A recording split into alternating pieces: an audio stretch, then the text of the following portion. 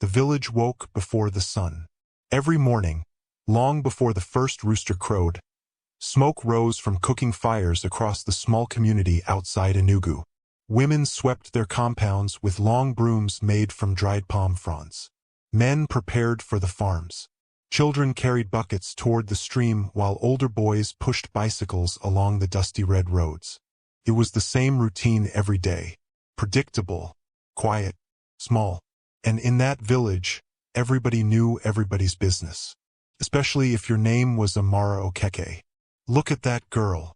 She's built like a man. No husband will want her. Those whispers followed Amara everywhere she went. At 25 years old, she stood taller than most women in the village, with broad shoulders, thick arms, and powerful legs shaped by years of hard labor. Her dark skin glowed under the morning sun, and her palms were rough from handling tools since childhood. While other women wore bracelets and admired hairstyles, Amara spent her days under broken cars with grease on her cheeks and engine oil staining her clothes. The village women never understood her. Even as a little girl, Amara had been different. While other children played with dolls near the stream, she sat beside her father in his workshop, fascinated by engines and tools. The sounds of clanking metal and revving motors excited her more than songs or gossip ever could. Her father, Obi Okeke, owned the most respected auto repair workshop for miles around. People traveled from neighboring villages just to see him. Drivers believed Obi could repair anything. Old buses, damaged motorcycles, broken trucks, even cars that other mechanics had given up on completely. The workshop sat near the edge of the village beneath a giant mango tree. The roof was old rusted zinc, and the ground was permanently stained black with engine oil. Piles of worn tires sat stacked beside cracked engines and bent metal parts. The air always smelled of petrol, smoke, and hot metal. To most people, it looked dirty. To Amara, it felt like home. She loved everything about it. The sound of tools striking metal. The hum of engines waking back to life. The satisfaction of fixing something broken. And most of all, she loved working beside her father. "Hand me the 12mm spanner," Obi said one morning as he leaned over an old taxi engine. Amara handed it to him immediately without even looking. Obi smiled slightly. "You're learning fast." "I already know what's wrong with the engine," she said confidently. "Oh, really?" her father asked with amusement. "The fuel line is weak, and the spark plugs are dirty." Obi raised an eyebrow. "You checked already?" Amara crossed her arms proudly. "I listened." Her father stared at her for a moment before bursting into laughter. That was his favorite lesson. Cars speak. Most mechanics only looked. Obi listened, and now Amara did too. By the age of 13, she could change brake pads faster than grown men. By 15, she could remove and rebuild an engine. At 17, she had become stronger than many of the boys in the village simply from lifting heavy parts daily. That strength became another reason people mocked her. One afternoon at the village market, Amara carried a heavy gearbox across her shoulders, while two men struggled to lift a sack of rice nearby. A group of women began laughing loudly. "Aha! See muscles. That girl is frightening. She needs a husband quickly before she turns into a wrestler." The women laughed harder. Amara kept walking as if she heard nothing. But she heard everything. Every word. Every laugh. Every insult.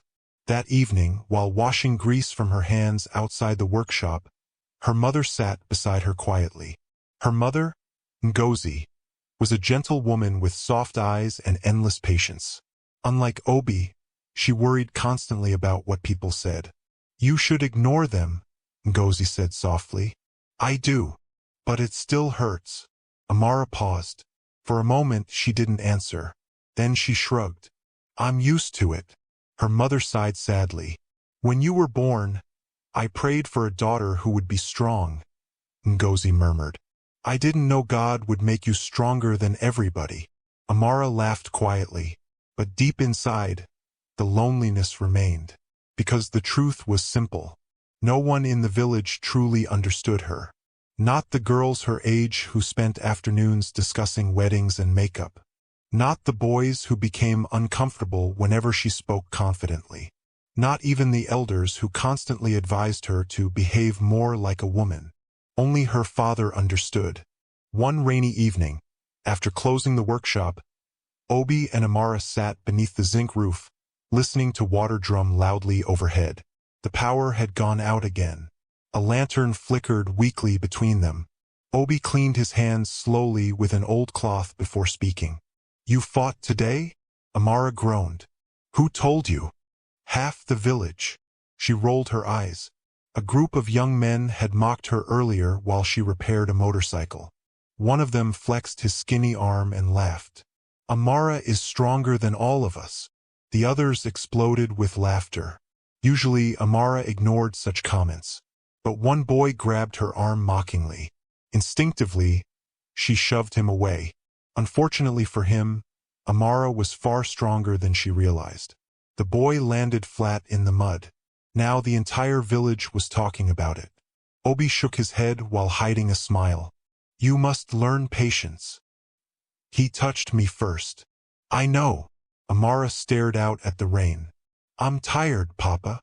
"Tired of what?" "People." The answer came quietly, so quietly that Obi almost didn't hear it. "They laugh every day," she continued. "No matter what I do. If I work hard, they laugh. If I carry engines, they laugh. If I speak confidently, they laugh." Her father remained silent. "You know what hurts the most?" she whispered. "What?" "They already decided who I'm supposed to be." Obi looked at his daughter carefully. Rain poured heavily around them while thunder rumbled in the distance. "You are not small, Amara," he said firmly. "And small people fear what they don't understand." She looked down at her hands. Strong hands. Scarred hands. Hands covered in tiny cuts from years of work. "Do you ever wish I was different?" she asked. Obi's face hardened immediately. "Never." The answer came so fast that it surprised her. "You hear me?" he continued. "Never." Amara swallowed hard. "You are the finest mechanic I have ever trained." She laughed softly. "Better than your apprentices?" "Much better." "What about the men from Enugu?" Obi smirked. "Most of them are fools." That made her laugh properly. Then Obi became serious again. "The world will always try to force powerful women to become smaller," he said. "Do not allow it." Amara stared at him quietly. "You were born different for a reason." Those words stayed with her. For years. As time passed, Amara became almost legendary in nearby villages. People came specifically requesting the mechanic girl. At first, customers doubted her whenever they saw her muscular build and young face. But once they watched her work, doubt disappeared quickly. She diagnosed problems in minutes. She repaired engines others failed to fix. She worked harder than anyone in the workshop. Soon, even stubborn drivers respected her skills. But respect from customers did not stop the gossip. Whenever Amara passed through the village, conversations paused. Some women pitied her. Others feared her confidence. And many men simply felt intimidated. One Sunday after church, a woman approached Ngozi quietly. "I'm worried about your daughter," she said. Ngozi frowned. "Why?" "She is too masculine. Men don't like such things." Ngozi forced a polite smile. But later that night, she repeated the conversation to her husband. Obi nearly exploded. "Let men dislike it then," he snapped. "My daughter was not born to make weak men comfortable." Amara overheard the conversation from outside, and for the first time in weeks she smiled. Still, despite her father's support, something restless grew inside her over the years. The village became too small, too familiar, too limiting. Sometimes she stood outside the workshop after sunset watching buses drive toward the city, toward places she had never seen, toward bigger opportunities, toward a different life. She wondered what it would feel like to walk through streets where nobody knew her, where nobody had watched her grow up, where people might see her talent before judging her appearance. One evening, after a long day repairing a damaged delivery van, Amara climbed onto the roof of the workshop to escape the noise of the village. The sky above Enugu glowed with stars. The night air was cool against her skin. Below her, she could hear distant laughter and music drifting from nearby compounds. But up there, alone with the stars, she allowed herself to dream. About the city, about freedom, about becoming something bigger than the village girl everyone mocked. Footsteps sounded below. Her father climbed onto the roof carrying 2 bottles of malt. He handed one to her without speaking. For a while, they sat together in silence. Then Obi finally asked, "You're thinking about leaving, aren't you?" Amara froze. Slowly, she nodded. Her father took a long drink before answering. "I wondered when you would say it. You're not angry?" Obi looked at her as if the question itself was ridiculous. "This village was never big enough for you." Emotion tightened in her chest. "I'm scared," she admitted. "That's normal. What if I fail?" Obi smiled gently. "You're my daughter," he said. "You already know how to survive." The stars shimmered brightly above them. And somewhere deep inside Amara, a new future quietly began. The decision to leave the village did not happen in one day. It grew slowly inside Amara like fire hidden beneath dry wood. Every mocking laugh, every whispered insult, every moment she stared at the distant roads leading toward bigger cities. All of it pushed her closer to leaving. Still, when the moment finally came, it felt unreal. 3 weeks after her conversation with her father on the workshop roof, Amara woke before dawn to the sound of rain tapping softly against the zinc roof of their house. She lay still on her thin mattress staring into the darkness. Today was the day. Her chest tightened immediately. For years she had dreamed about leaving the village outside Enugu. She imagined the freedom, the excitement, the opportunities waiting somewhere beyond the dusty roads she had known her entire life. But now that it was finally happening, fear crept into her heart. Not fear of hard work, not fear of failure. Amara was not afraid of struggle. She was afraid of leaving the only place she had ever known. Outside, thunder rolled softly across the sky. She sat up slowly and looked around her small room. The walls were simple cement blocks painted faded cream many years ago. A tiny wooden table stood beside her bed holding a lantern, a Bible, and a framed photograph of her family.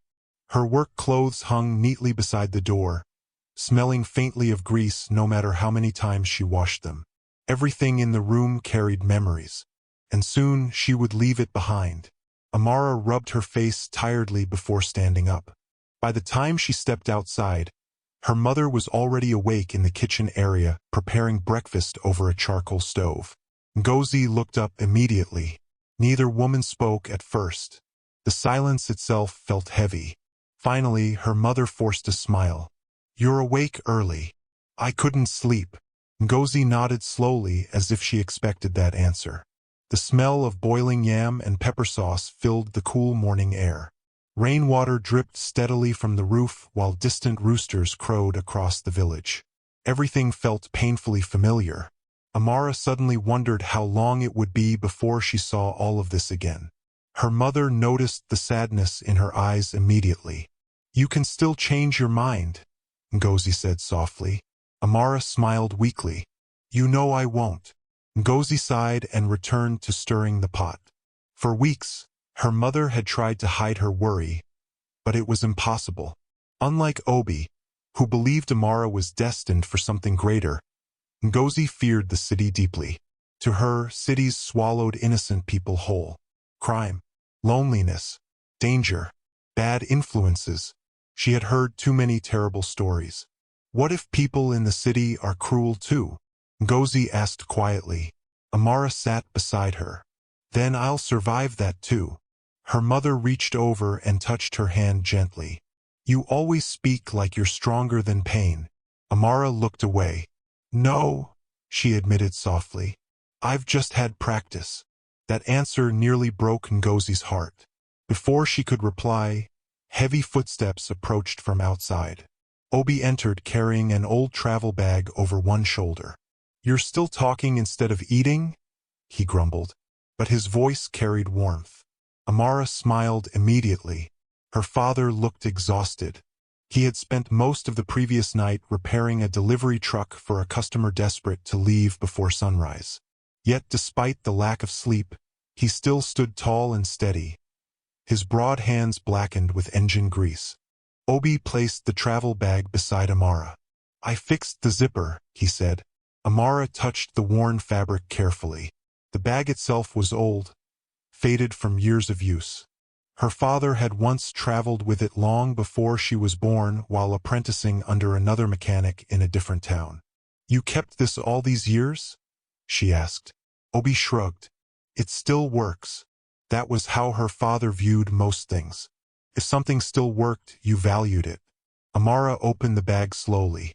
Inside were neatly folded clothes, a towel, soap, a flashlight, and wrapped carefully at the bottom, tools. Her eyes widened. Not just any tools. His tools.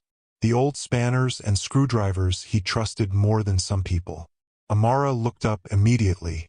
"Papa, you'll need them." She stared at the tools silently. Every scratch on the metal carried history. Years of repairs. Years of work. Years of sacrifice. Her throat tightened. "You're giving these to me?" Obi nodded once.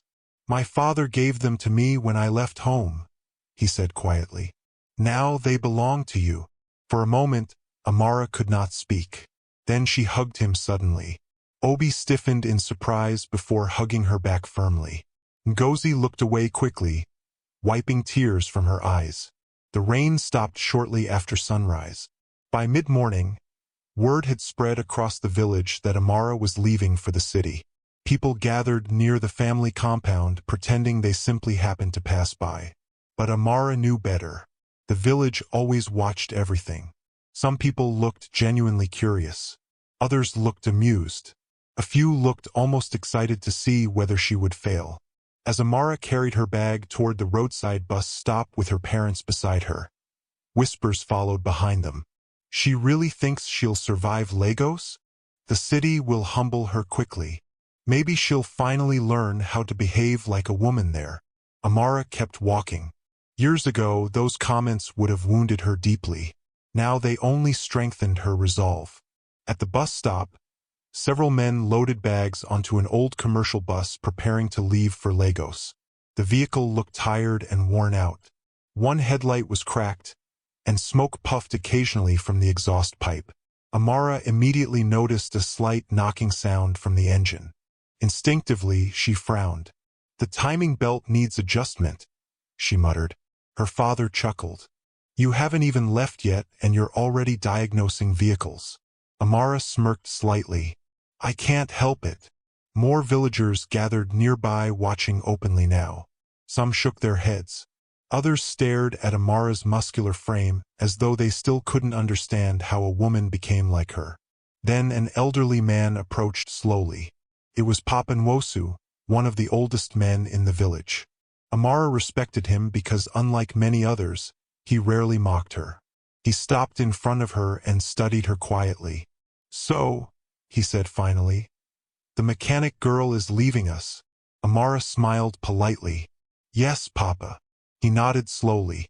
"When you were little, people laughed because you were different." Amara said nothing. "But difference is not always weakness," he continued. "Sometimes it is destiny." The nearby villagers fell silent. Even Obi looked surprised. Papa Nwosu pointed a finger at Amara. "Do not return here believing you are small." Emotion tightened unexpectedly in her chest. "I won't," she promised softly. The old man nodded once and walked away. Soon afterward, the driver shouted for passengers to board. And suddenly, everything became real.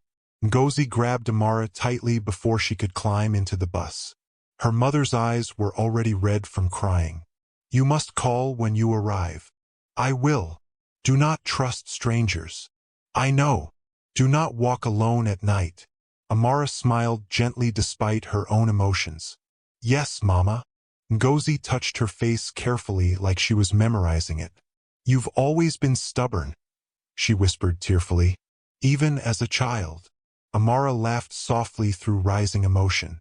I wonder where I got that from. Ngozi shook her head, smiling through tears. Then Obi stepped forward. Unlike Ngozi, he did not cry, but his eyes looked heavier than usual. He reached into his pocket and handed Amara folded cash. She immediately shook her head. Papa, no. You've already done enough. Take it. I can manage. His expression hardened instantly. Amara. She sighed and accepted it. Obi placed one large hand firmly on her shoulder.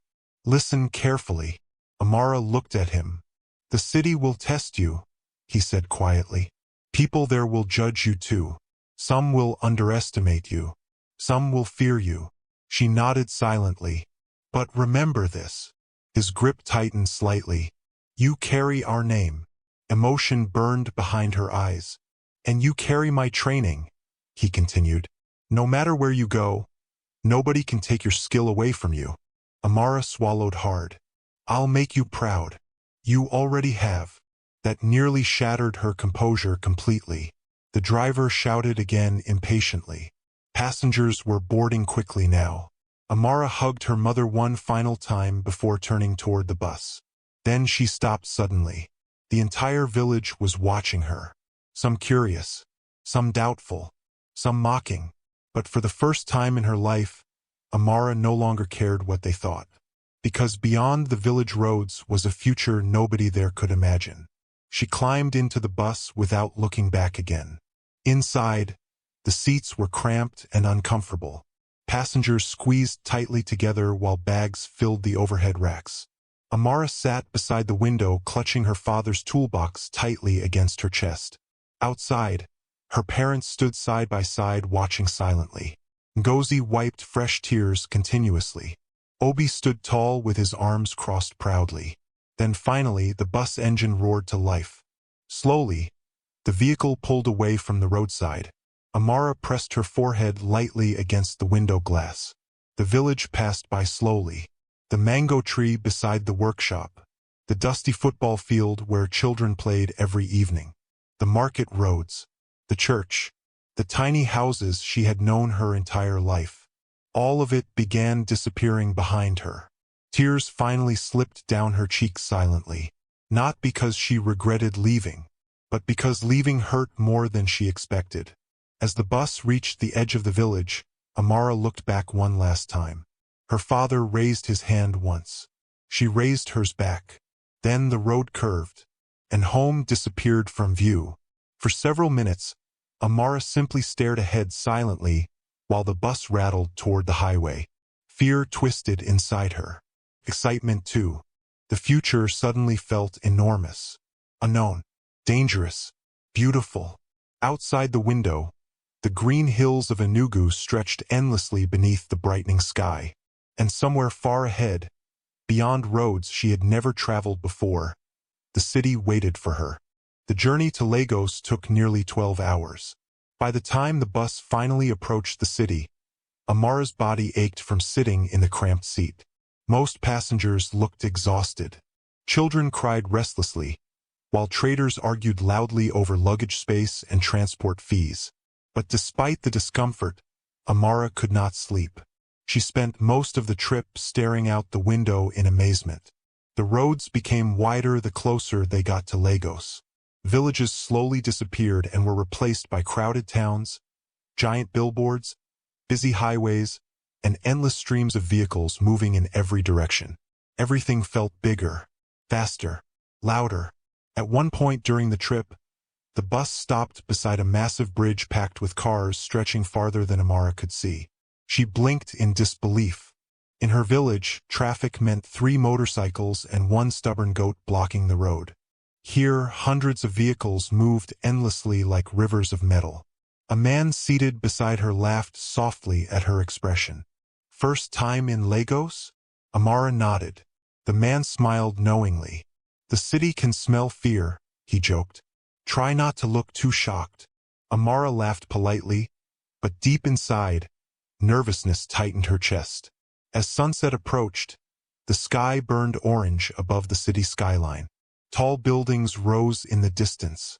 Streetlights flickered alive. And then the bus entered the heart of Lagos. Immediately, the noise swallowed everything. Car horns blasted endlessly. Street hawkers shouted through traffic. Music poured from roadside shops. Engines roared. People moved everywhere. It felt less like a city and more like a living creature that never rested. Amara pressed closer to the window, overwhelmed.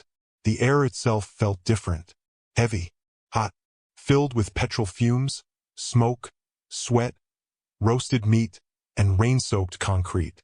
Nothing about Lagos resembled home, and somehow that both thrilled and terrified her.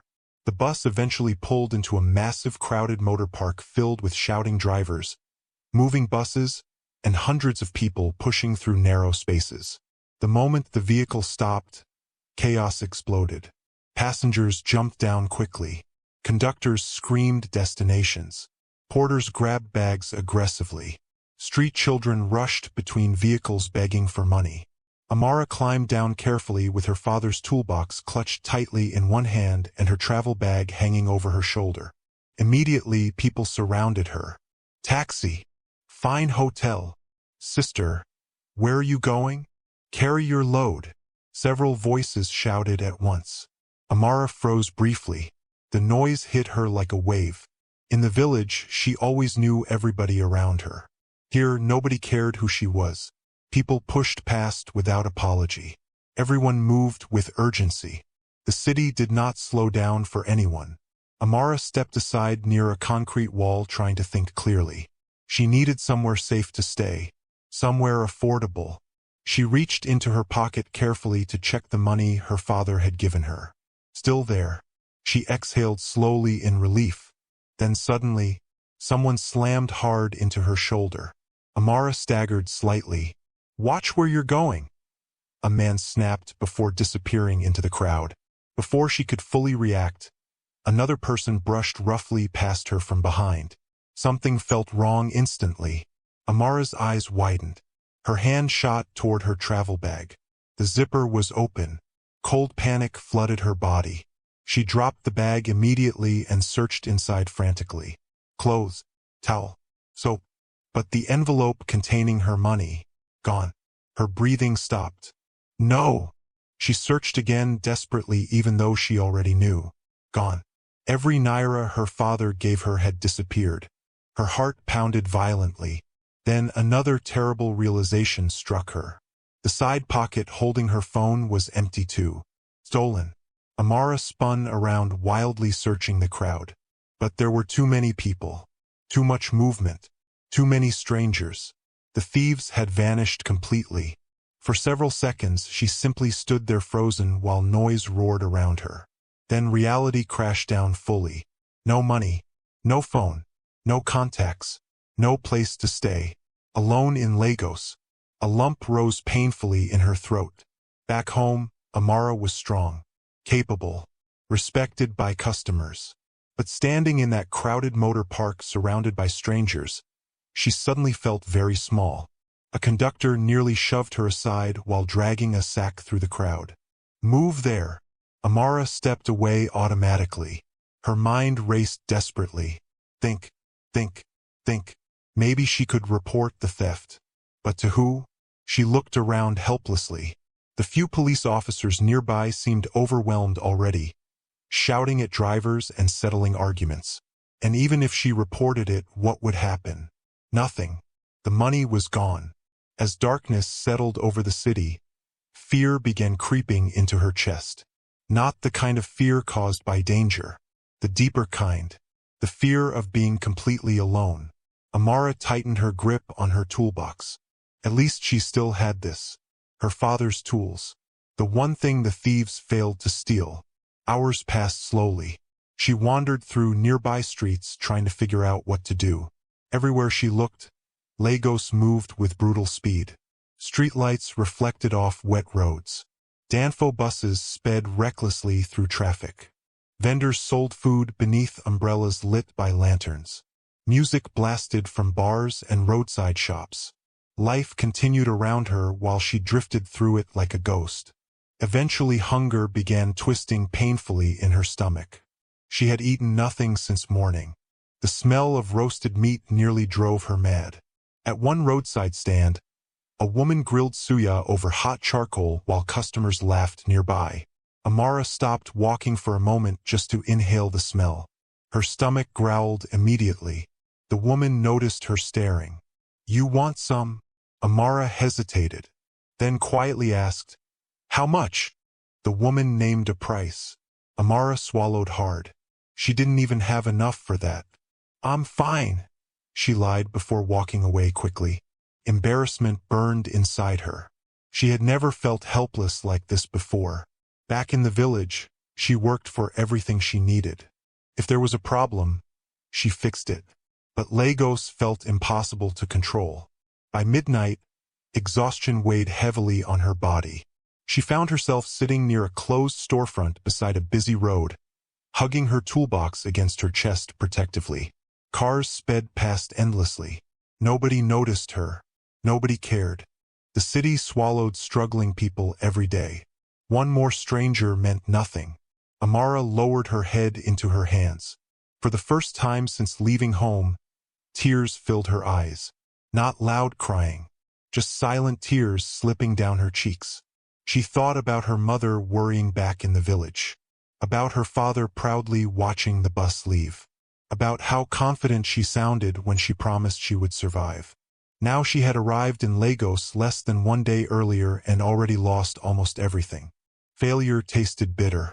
A group of young men walked past laughing loudly. One glanced toward her muscular frame and smirked. "See muscles," he joked to his friends. "She fit fight armed robbers?" The others laughed as they disappeared down the road. Amara wiped her face angrily.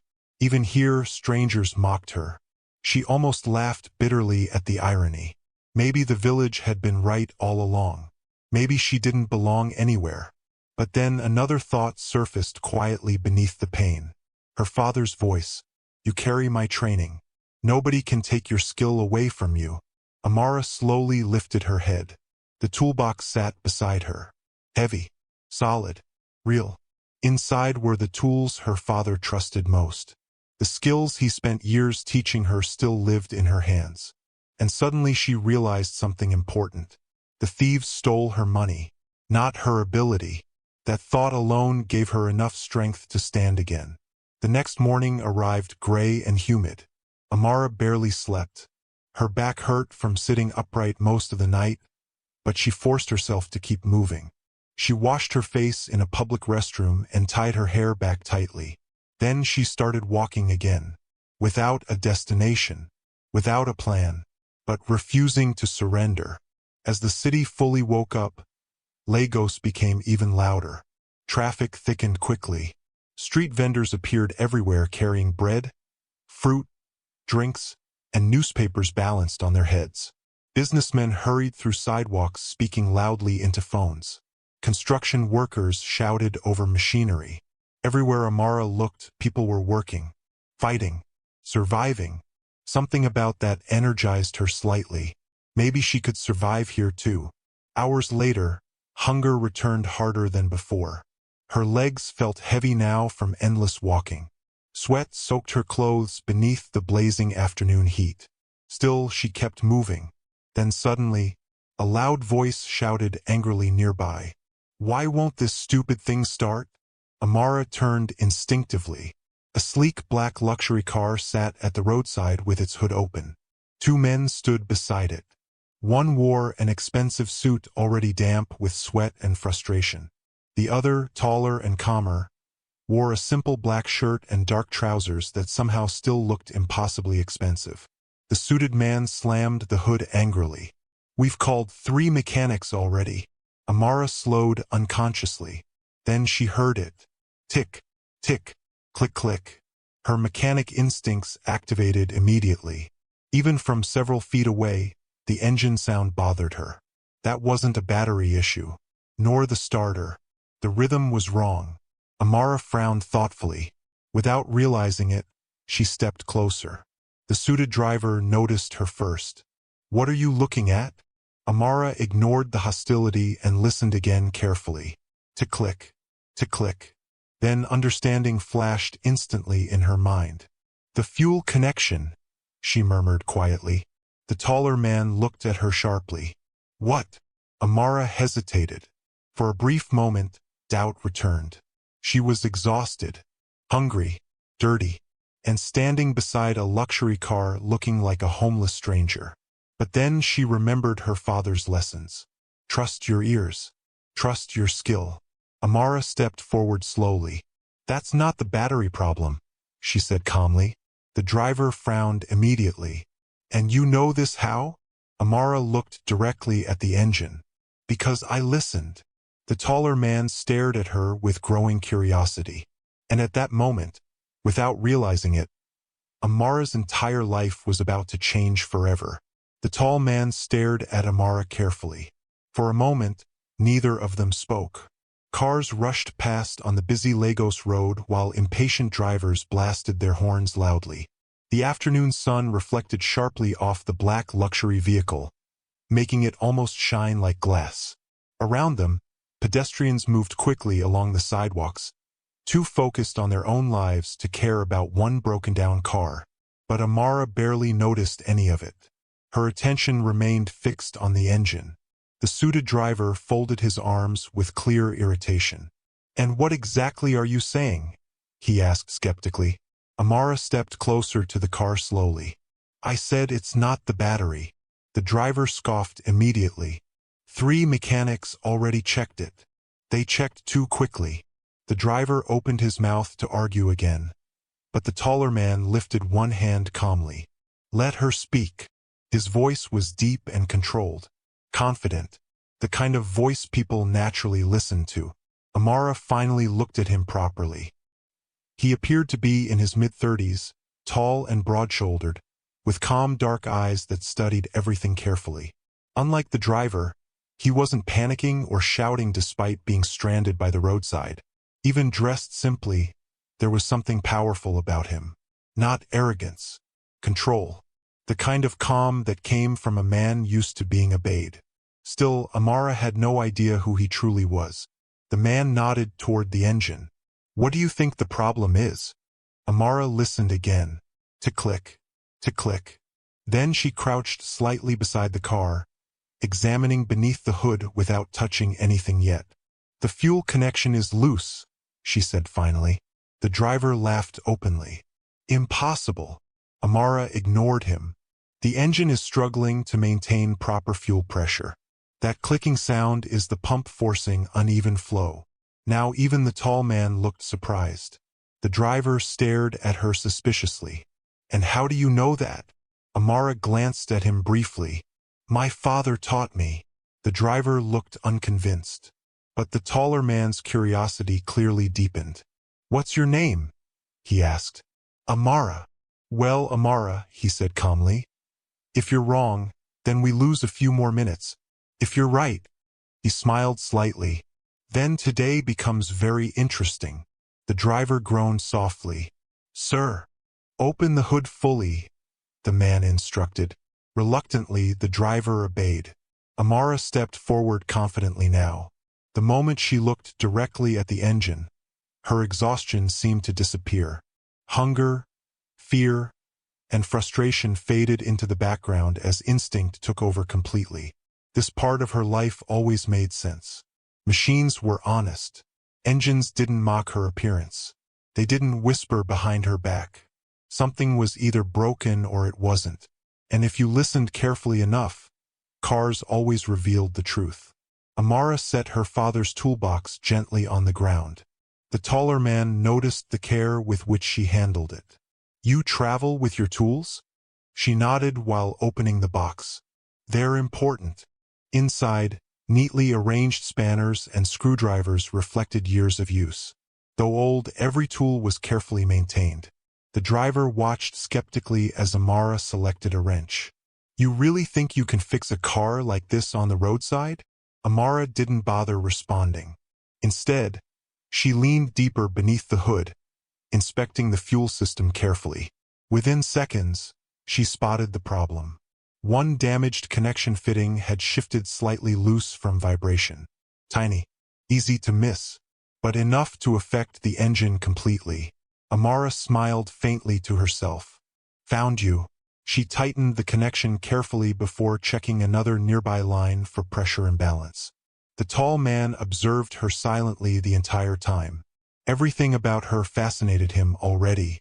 The strength in her arms, the confidence in her movements, the complete focus on her work.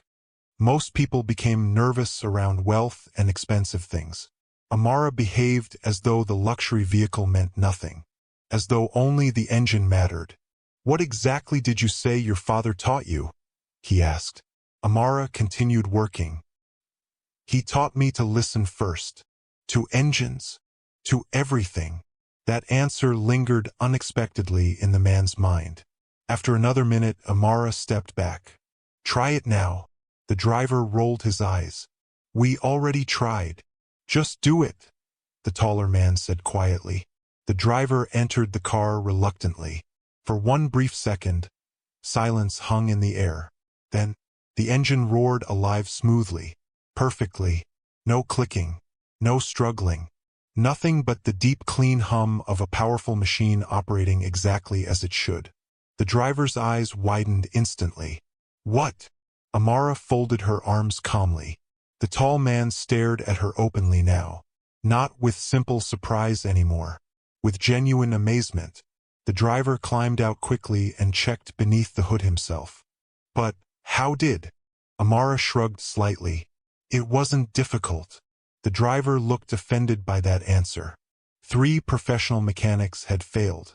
Yet this tired-looking woman fixed the problem in minutes. The taller man suddenly laughed. Not mockingly. Honestly. Warmly. The sound surprised Amara. "You've embarrassed half the mechanics in Lagos today," he said. Amara allowed herself a small smile. "That wasn't my intention." The man extended his hand toward her. "I'm Daniel." Amara shook his hand carefully. His grip was firm but respectful. "Thank you," Daniel said sincerely. "It's fine." "No," he corrected gently. "It's not." He glanced briefly at the toolbox. "You know what you're doing." Amara looked away modestly. "My father is the real expert." "And where is he?" "Back in Enugu." Daniel studied her face more carefully now. Something about her expression shifted slightly at the mention of home. Sadness. Fatigue. Something else too. "You just arrived in Lagos?" he guessed. Amara hesitated briefly. "Yes." "And already fixing luxury cars by the roadside?" She laughed softly despite herself. "Not exactly how I imagined my first day." Daniel smiled again. The driver, still shocked, muttered under his breath while inspecting the engine once more. "This doesn't even make sense." Daniel ignored him. "You haven't eaten today, have you?" The question caught Amara off guard completely. She blinked. "How did you know?" "You look exhausted." Embarrassment crossed her face instantly. She hated appearing weak. "I'm fine." Daniel raised one eyebrow slightly. That wasn't an answer. Amara looked away. Truthfully, hunger now burned painfully inside her stomach. She had spent nearly 2 days surviving on almost nothing. But pride kept her silent. Daniel noticed immediately. "You helped me," he said calmly. "Allow me to return the favor." "There's no need." "There is." Before she could protest further, Daniel nodded toward the passenger side of the car. "Come have lunch with me." Amara froze. Lunch? With this man? Everything about him screamed wealth now that she looked carefully. The expensive watch, the polished shoes, the luxury vehicle. Even the driver treated him with unusual respect. People like him did not invite strangers to lunch. Certainly not dirty mechanics standing on the roadside. "I don't think that's a good idea," she said carefully. "Why not?" Amara looked down at herself.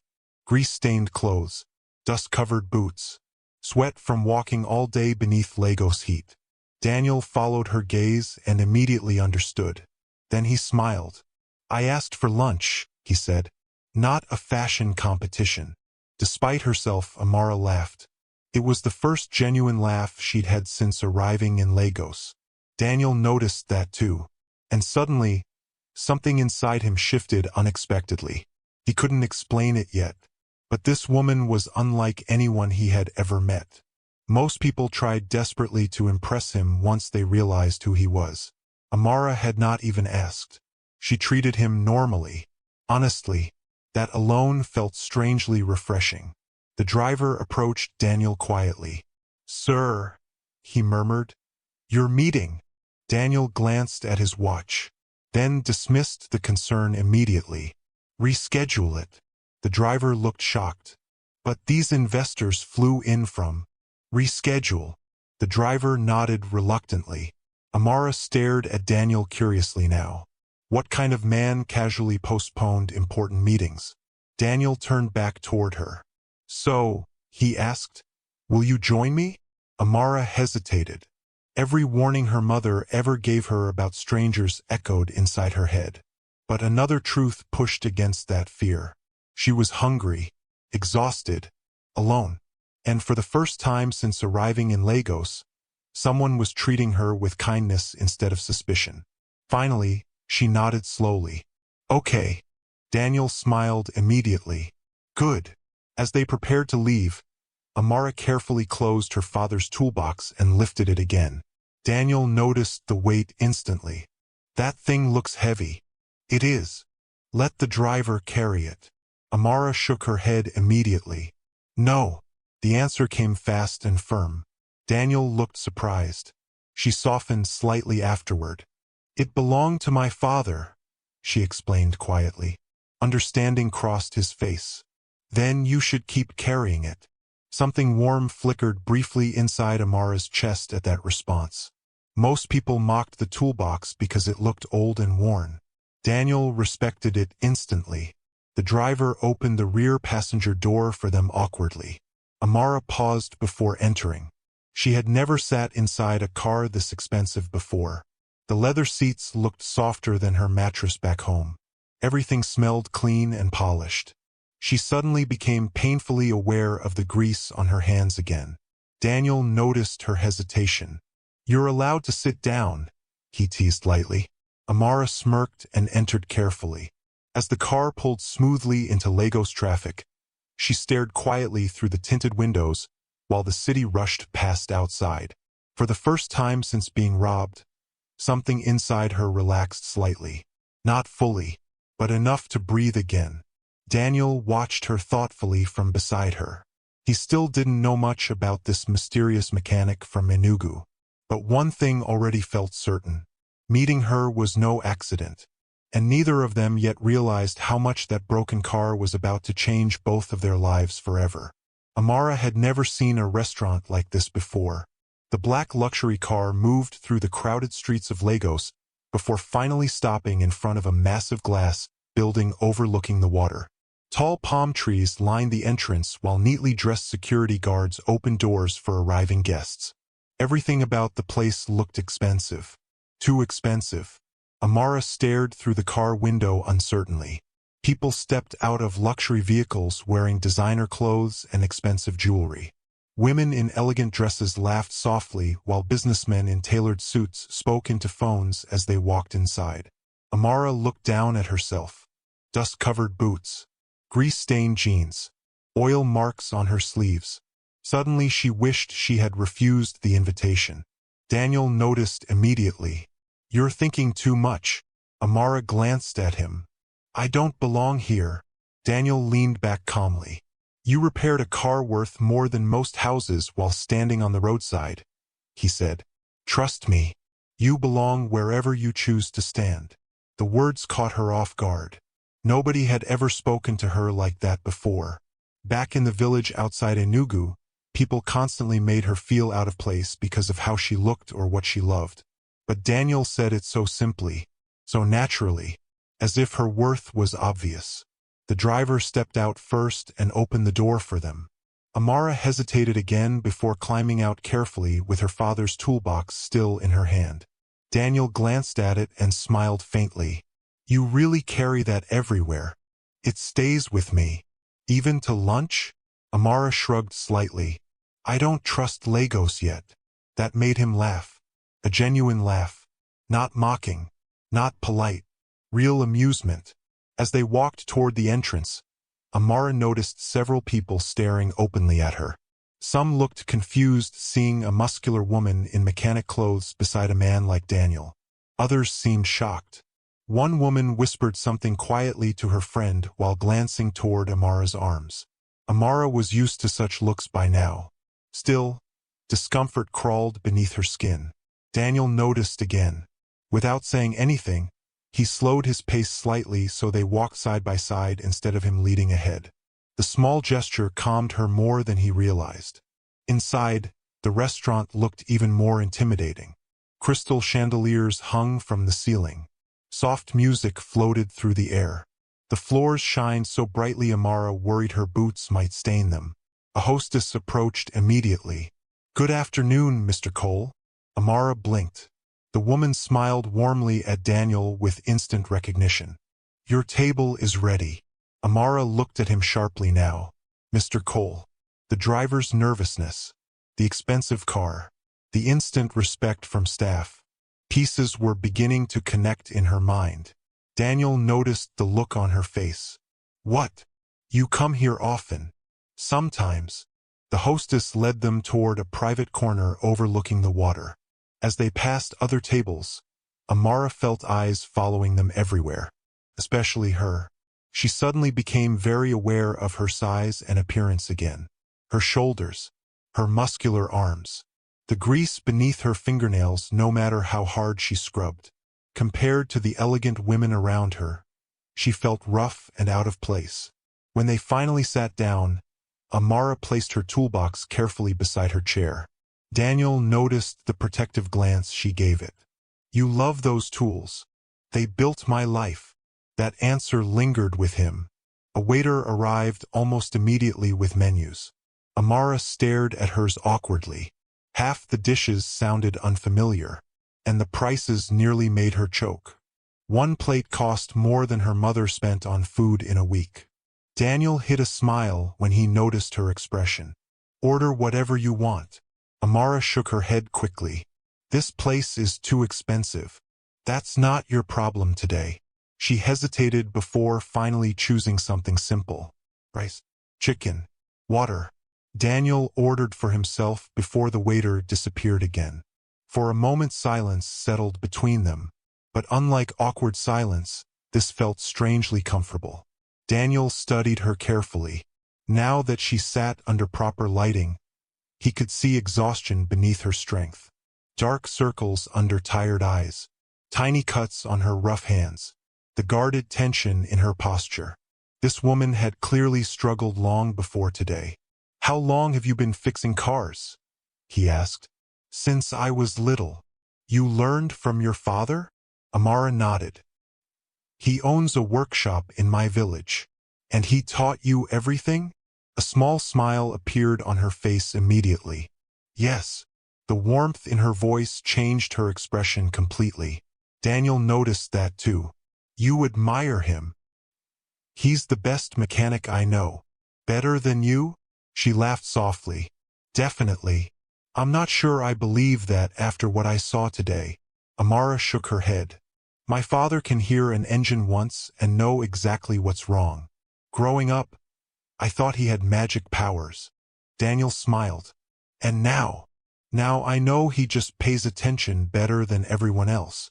The waiter returned with cold water. Amara drank almost the entire glass immediately before realizing what she'd done. Embarrassment flashed across her face.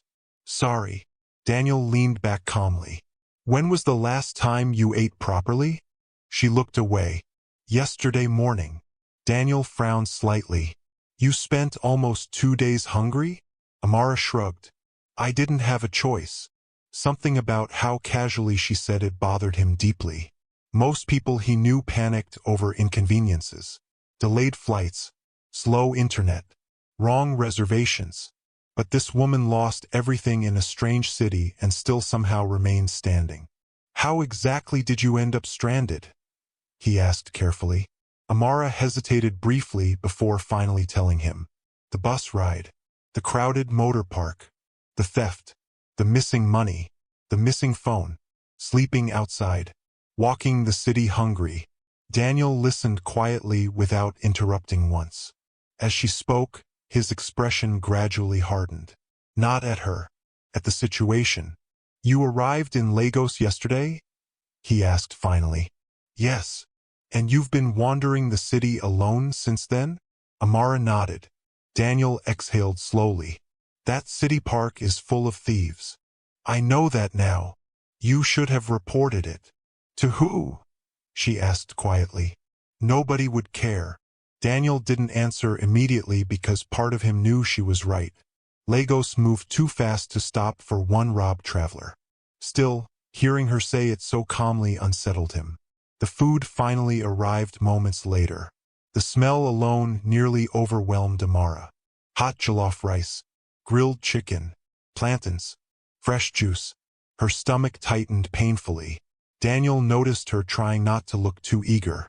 Eat, he said gently. That was all the permission she needed.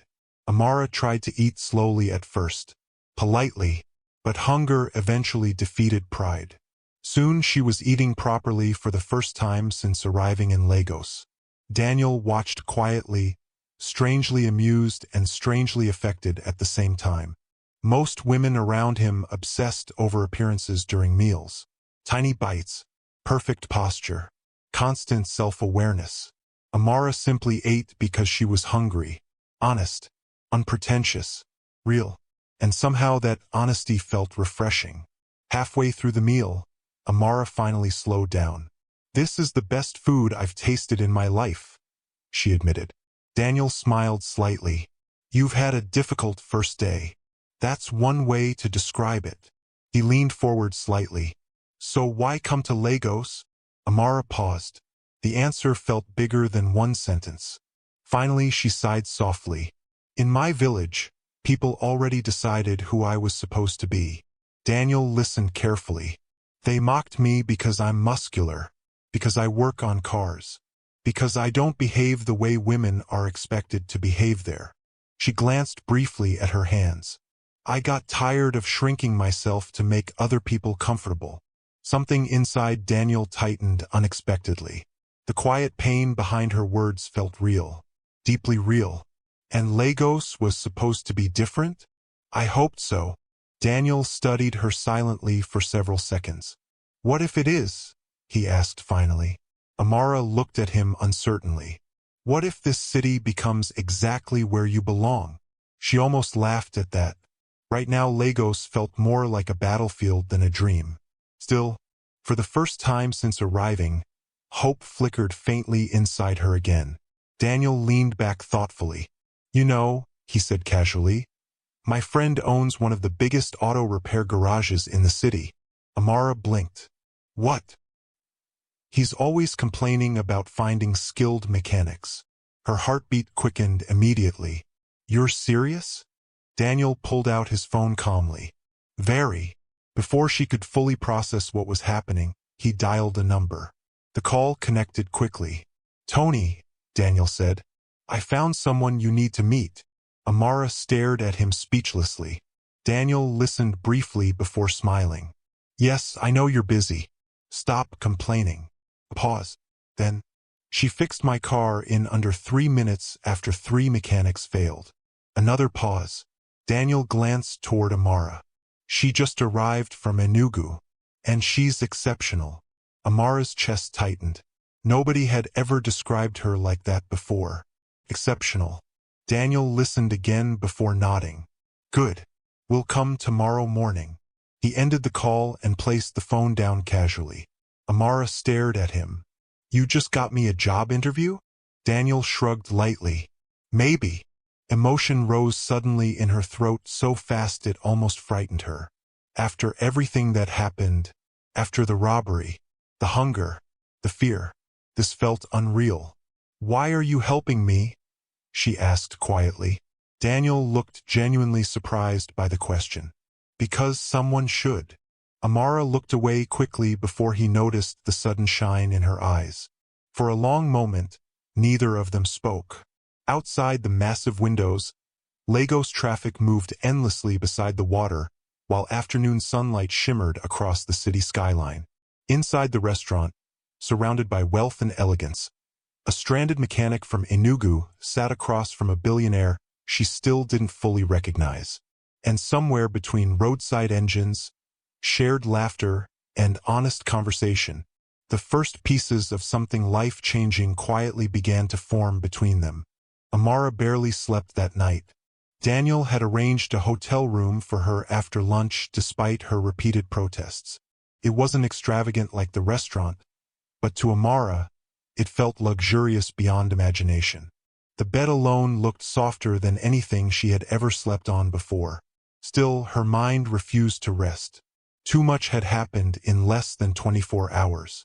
She had arrived in Lagos full of hope, then lost everything, then somehow met a stranger who repaired her faith in the city almost as quickly as she repaired his car. Now she lay awake staring at the ceiling, replaying every moment repeatedly. Daniel's calm smile, the way he listened when she spoke, the way he never once mocked her appearance or questioned her abilities after seeing her work. And most importantly, the job opportunity. Her chest tightened nervously. What if she failed?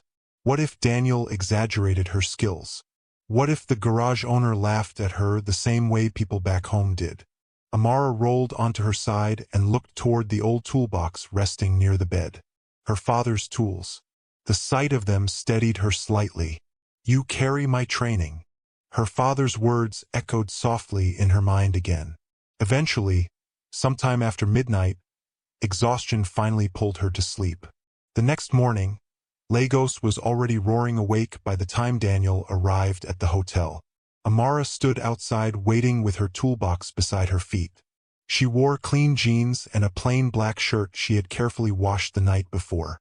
Her boots were still old, but polished as best as possible. Daniel stepped out of the car and smiled immediately. "You look rested."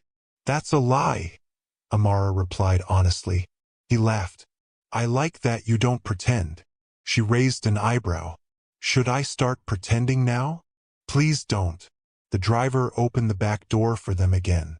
This time, Amara entered more comfortably. Not because she suddenly belonged in luxury cars, but because Daniel somehow made things feel less intimidating around him. As the car moved through traffic, Amara watched Lagos carefully through the windows. Morning crowds flooded the sidewalks.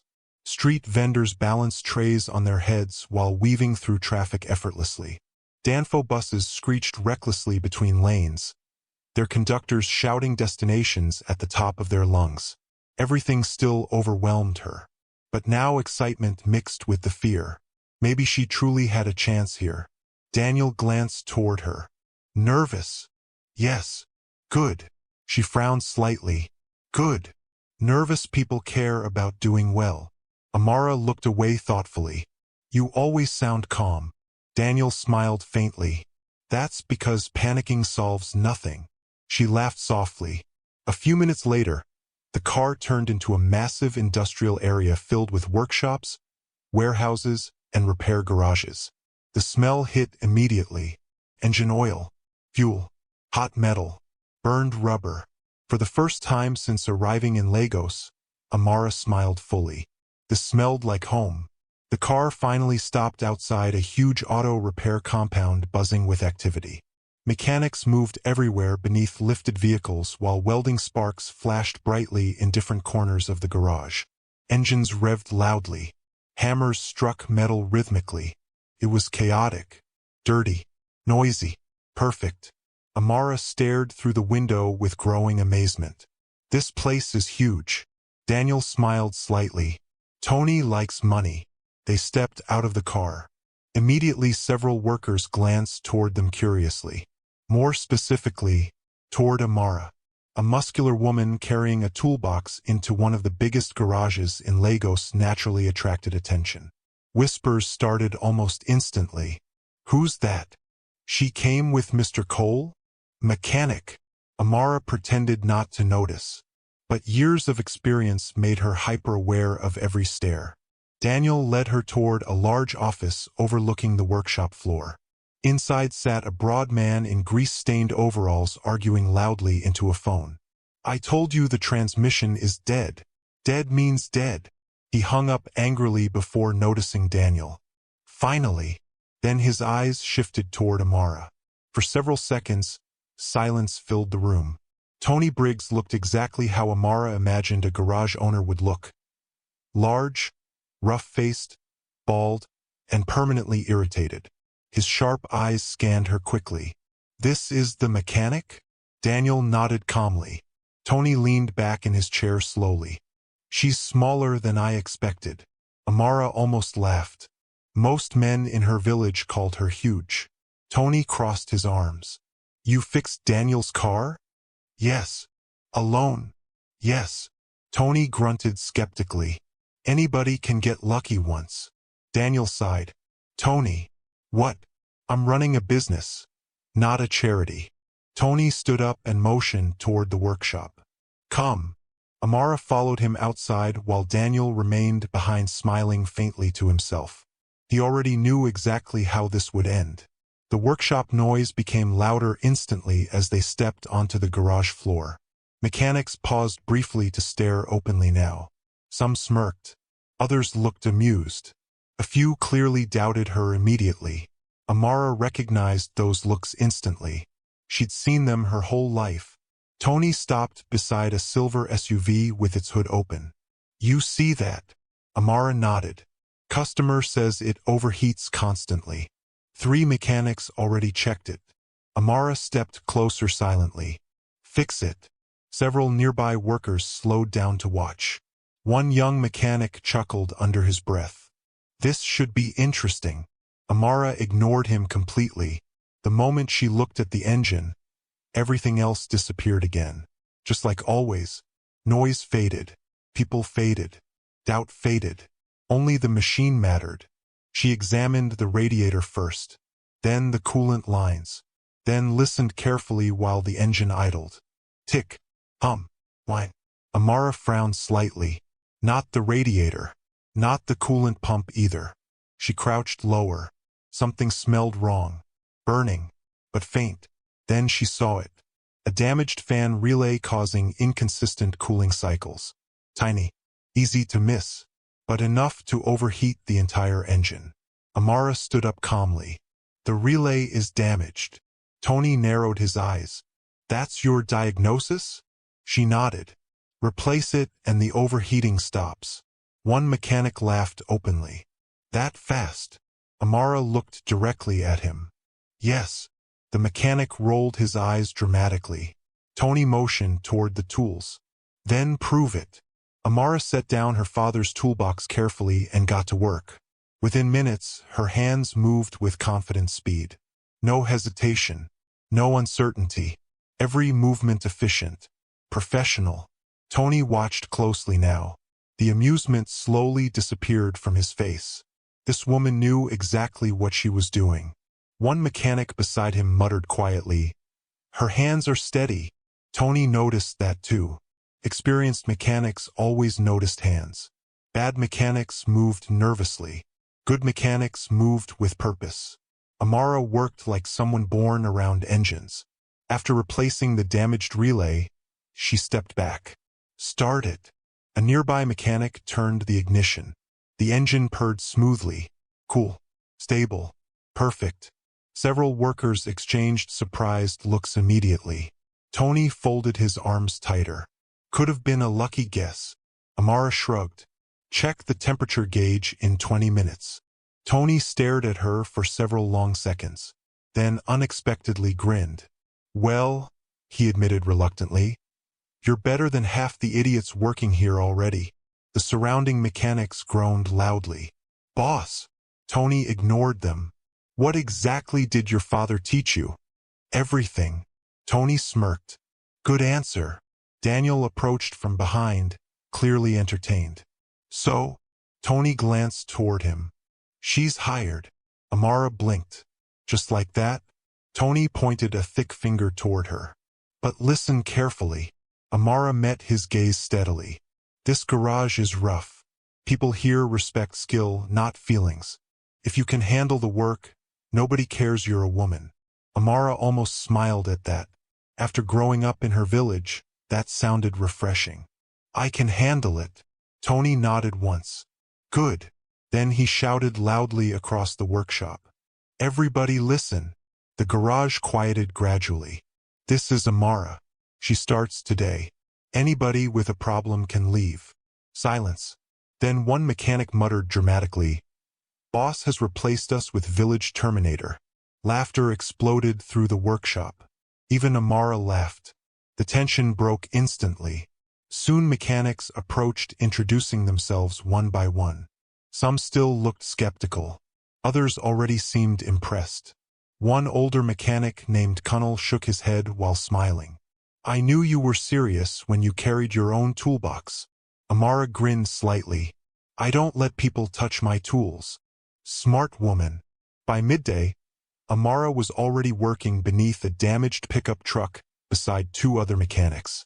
Grease stained her hands again. Sweat covered her forehead. And for the first time since arriving in Lagos, she felt useful. Not stranded. Not helpless. Useful. Every successful repair rebuilt something inside her that the robbery and fear had damaged. Nearby mechanics gradually stopped treating her like a curiosity and started treating her like one of them. Because skill spoke louder than appearance. Always. Late in the afternoon, a familiar black luxury car pulled into the garage compound. Immediately several workers straightened up. Mr. Cole is back. Daniel stepped out casually carrying a paper bag. Amara slid out from beneath the pickup truck and wiped grease from her face. What are you doing here? Daniel held up the bag.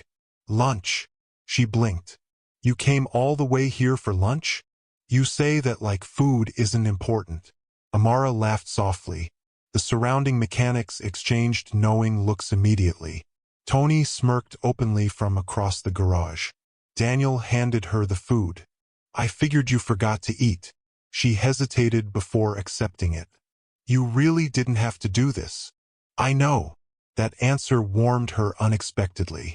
They sat together on overturned toolboxes near the edge of the garage while workers pretended not to watch them. Daniel asked about her first day. Amara told him about the repairs, the mechanics, Tony's terrible attitude. Daniel laughed loudly at that. Tony insults everybody equally. It means he likes you. As they talked, Amara noticed something strange. Conversation with Daniel felt easy, natural. She never worried about saying the wrong thing around him. And Daniel seemed genuinely interested in everything she said, even small stories about engines or village life. Time passed too quickly. Eventually Daniel checked his watch reluctantly. I should go before my assistant starts threatening resignation. Amara smiled. You're important, huh? Daniel stood slowly. Terribly important. She rolled her eyes playfully. Then Daniel looked at her carefully for a moment. You seem happier today. Amara paused, then glanced around the busy garage. Mechanics shouting, engines roaring, tools clanging loudly. For most people, it probably looked chaotic. To her, it looked like opportunity. Yes, she admitted softly. Daniel smiled. Good. As his car disappeared through the garage gates, Amara watched it leave thoughtfully. Behind her, one mechanic whistled dramatically. Oh ho! Another laughed. Mr. Billionaire himself bringing lunch? Amara frowned. Billionaire. The entire garage went silent. Then everyone stared at her. You seriously don't know who Daniel Cole is? Cunnell asked. Amara blinked slowly. No. The mechanics burst into shocked laughter. And for the first time, Amara realized the man who had changed her life so easily was far more powerful than she ever imagined. 3 weeks passed quickly at the garage. For the first time since arriving in Lagos, Amara finally felt stable. Not comfortable yet, not fully settled, but stable. She now rented a tiny one-room apartment not far from the garage. It wasn't luxurious. The walls were cracked in places. The ceiling fan only worked when electricity decided to cooperate, and the neighborhood remained noisy almost every night. But it was hers. Every evening after work, Amara returned home exhausted, covered in grease and sweat, yet strangely satisfied. because every morning she woke up with purpose again. At Tony's garage, people no longer stared at her like she was some strange experiment. Now they respected her. Customers specifically requested her by name. "Where's that tall mechanic woman? The strong one fixed my engine last week. She diagnosed my car faster than anybody." Even Tony stopped pretending he wasn't impressed, though he still insulted everyone equally. One afternoon, while Amara repaired a damaged transmission beneath a Toyota SUV, Tony shouted across the garage, "Amara! Yes! If you fix this thing properly, I might finally retire." Amara slid out from beneath the vehicle smirking. "You're too stubborn to retire." "That's true." Nearby mechanics laughed loudly. Moments like that still surprised her. Back in the village outside Enugu, she always felt like she had to fight for respect. Here, skill mattered more, and nothing else. Well, almost nothing else. Because every afternoon around lunch, one particular black luxury car still appeared at the garage. And every single time it did, the entire workshop noticed. Daniel never stayed long. Sometimes he brought food. Sometimes coffee. Sometimes absolutely nothing except conversation. But no matter how busy he claimed to be, he always found time to stop by. At first, Amara assumed it was simple kindness, then friendship. But lately, something had changed. Something quieter, deeper. The mechanics noticed it long before she admitted it to herself. "Oh ho!" Connell teased one afternoon while tightening bolts beneath a van. "Mr. Billionaire is early today." Amara rolled her eyes while pretending to focus on an engine. "He's just visiting. Every day. He likes Tony." The entire garage burst into laughter immediately. Even Tony shouted from across the workshop, "Lie better." Amara threw a rag at him while everyone laughed harder. But deep inside, her heart betrayed her slightly every time Daniel arrived. Because somehow the loud, chaotic garage always felt calmer once he walked in. That afternoon, Daniel entered carrying takeaway containers again. The workers greeted him casually now. "Chairman, boss, bring food for all of us too." Daniel laughed while walking toward Amara. "You people are too expensive." Amara wiped grease from her hands and shook her head. "You're encouraging them. They were impossible before I arrived." "That's true," Connell shouted helpfully. Daniel handed Amara one of the food containers.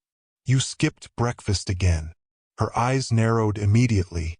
"How do you know that?" "You become aggressive when hungry." Amara almost choked laughing. "I do not." "You threatened a customer with a wrench yesterday." "He insulted my repair work." Daniel smiled calmly. "Exactly." Their eyes met briefly. And for one dangerous second, the noisy garage around them seemed to disappear completely. Amara looked away first. Her pulse suddenly felt too fast. Daniel noticed, and smiled faintly to himself. They sat together near the edge of the workshop while mechanics pretended not to stare openly. Conversation came naturally now. Easy. Comfortable. Daniel asked about her latest repairs while Amara complained dramatically about Lagos traffic and terrible drivers. At some point, Daniel removed his expensive watch before helping her hold a loose engine component steady. The nearby mechanics nearly lost their minds watching a billionaire casually assist inside a greasy garage. Tony walked past muttering loudly enough for everyone to hear, "Love has destroyed another rich man." The workshop exploded with laughter. Amara nearly dropped the tool in embarrassment while Daniel just shook his head smiling. Then suddenly, a deep engine purred outside the garage entrance. Every mechanic turned instinctively. A white Rolls-Royce Phantom slowly entered the compound like royalty arriving among commoners. The entire garage fell quiet. Even Tony frowned slightly. That can't be good. The luxury car stopped smoothly near the center of the workshop. A uniformed driver stepped out first and opened the rear passenger door carefully. Then she emerged. Tall, elegant, beautiful. The woman wore dark sunglasses, expensive heels, and a fitted cream-colored outfit that probably cost more than Amara's yearly income back in the village. Everything about her screamed wealth and sophistication. She glanced around the garage with obvious disgust. Then her eyes landed directly on Daniel. For a brief moment, surprise crossed her face. Then she smiled slowly. Daniel. Daniel's relaxed expression disappeared instantly. Not angry, just tired. Vanessa. Amara looked between them quietly. Something cold settled in her stomach immediately. Vanessa removed her sunglasses gracefully. Her beauty was undeniable. Smooth dark skin, sharp cheekbones, perfect makeup, the kind of woman magazines probably wrote about. And standing beside her in grease-stained mechanic clothes, Amara suddenly felt painfully rough again. Vanessa's eyes shifted toward Amara slowly. The brief confusion in her expression quickly transformed into disbelief. Then amusement. This, Vanessa said carefully, is why you stopped answering my calls?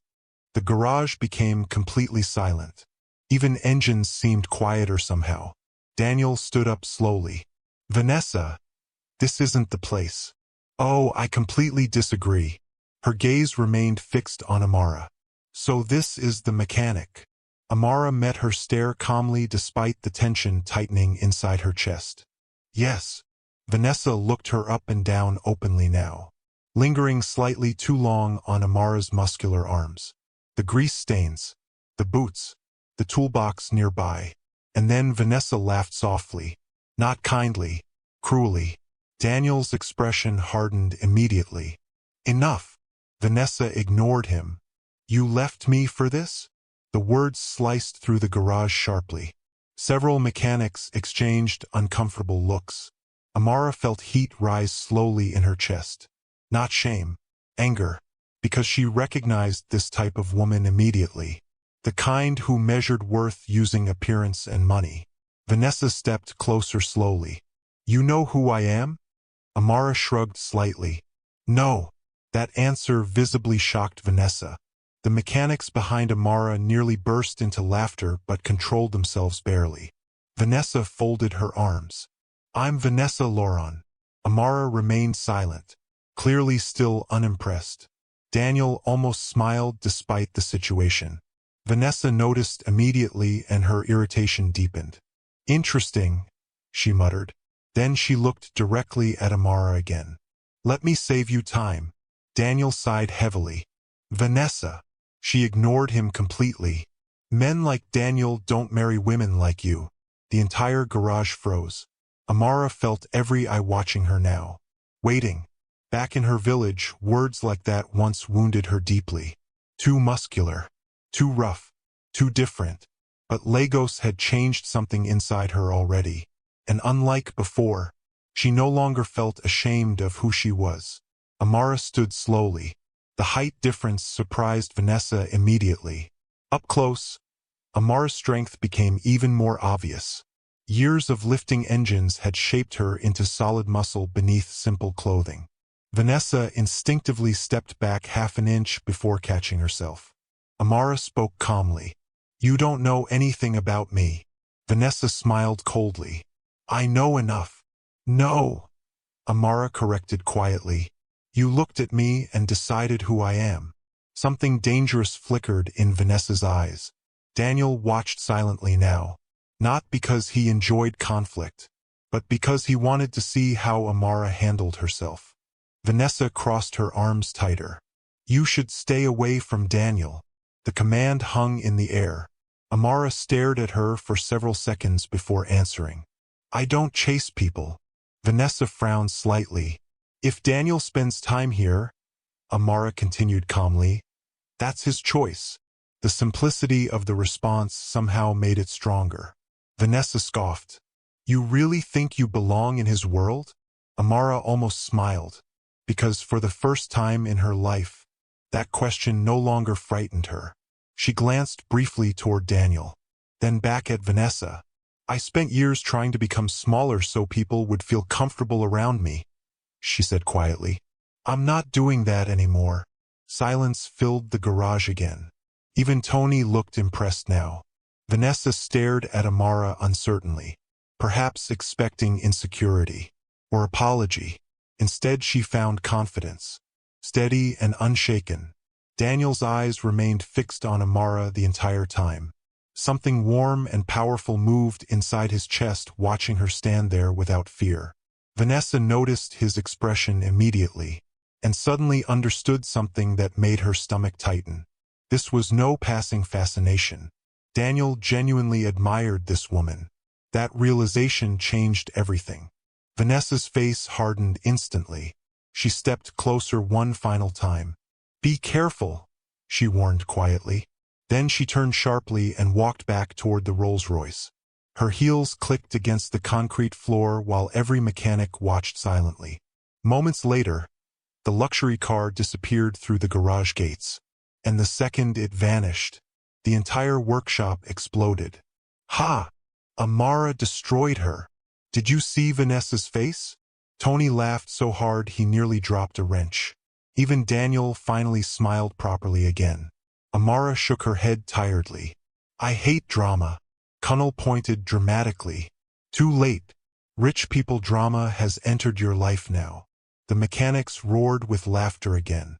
But through all the noise, Daniel kept watching Amara quietly, because something had shifted permanently today. Vanessa saw it. The garage saw it. And deep down, he saw it too. He was falling in love with the mechanic from Enugu. After Vanessa left the garage, the energy inside the workshop remained strange for the rest of the afternoon. The mechanics tried to return to work, but everyone kept replaying the confrontation excitedly. Connell nearly injured himself laughing while retelling the story to a customer. "You should have seen it," he shouted dramatically. Madame Rolls-Royce came to intimidate Amara and left looking like somebody stole her generator. The workshop exploded with laughter again. Even Tony wiped tears from his eyes. "I haven't enjoyed gossip this much in years." Amara rolled her eyes while tightening bolts beneath a damaged Honda engine. "You people are too dramatic." Tony pointed a greasy wrench toward her. "You embarrassed a rich woman in designer shoes while wearing oil-stained boots. That's cinema." More laughter. Amara tried to ignore them, but deep inside her thoughts remained unsettled. Not because of Vanessa herself, but because of what Vanessa represented. A world Amara still did not fully understand. A world Daniel belonged to naturally. As evening approached, mechanics gradually packed up their tools and closed the garage for the night. One by one, workers headed home until only Amara remained beneath the dim workshop lights organizing equipment. The city outside buzzed with distant traffic and music while warm evening air drifted through the open garage entrance. Amara wiped grease from her arms slowly, lost in thought. Then she heard familiar footsteps behind her. "You're still here, Daniel." She turned around. He stood near the entrance wearing a dark blue shirt with the sleeves rolled slightly upward. Without the constant movement of the daytime garage around him, he somehow looked even more composed, calmer, more dangerous to her heart. Amara looked away quickly before he noticed. "I needed to finish cleaning." Daniel stepped closer slowly. "I wanted to check on you." Amara leaned lightly against a workbench. "I'm fine. I didn't ask if you were fine." The quiet seriousness in his voice made her glance back at him. Daniel studied her carefully. "You've been quiet since Vanessa left." Amara hesitated, then sighed softly. "She surprised me." "That tends to happen." Daniel moved closer and sat on the edge of a nearby tool cabinet. For a moment neither of them spoke. The workshop suddenly felt strangely intimate without the noise of other mechanics around them. Finally Daniel broke the silence.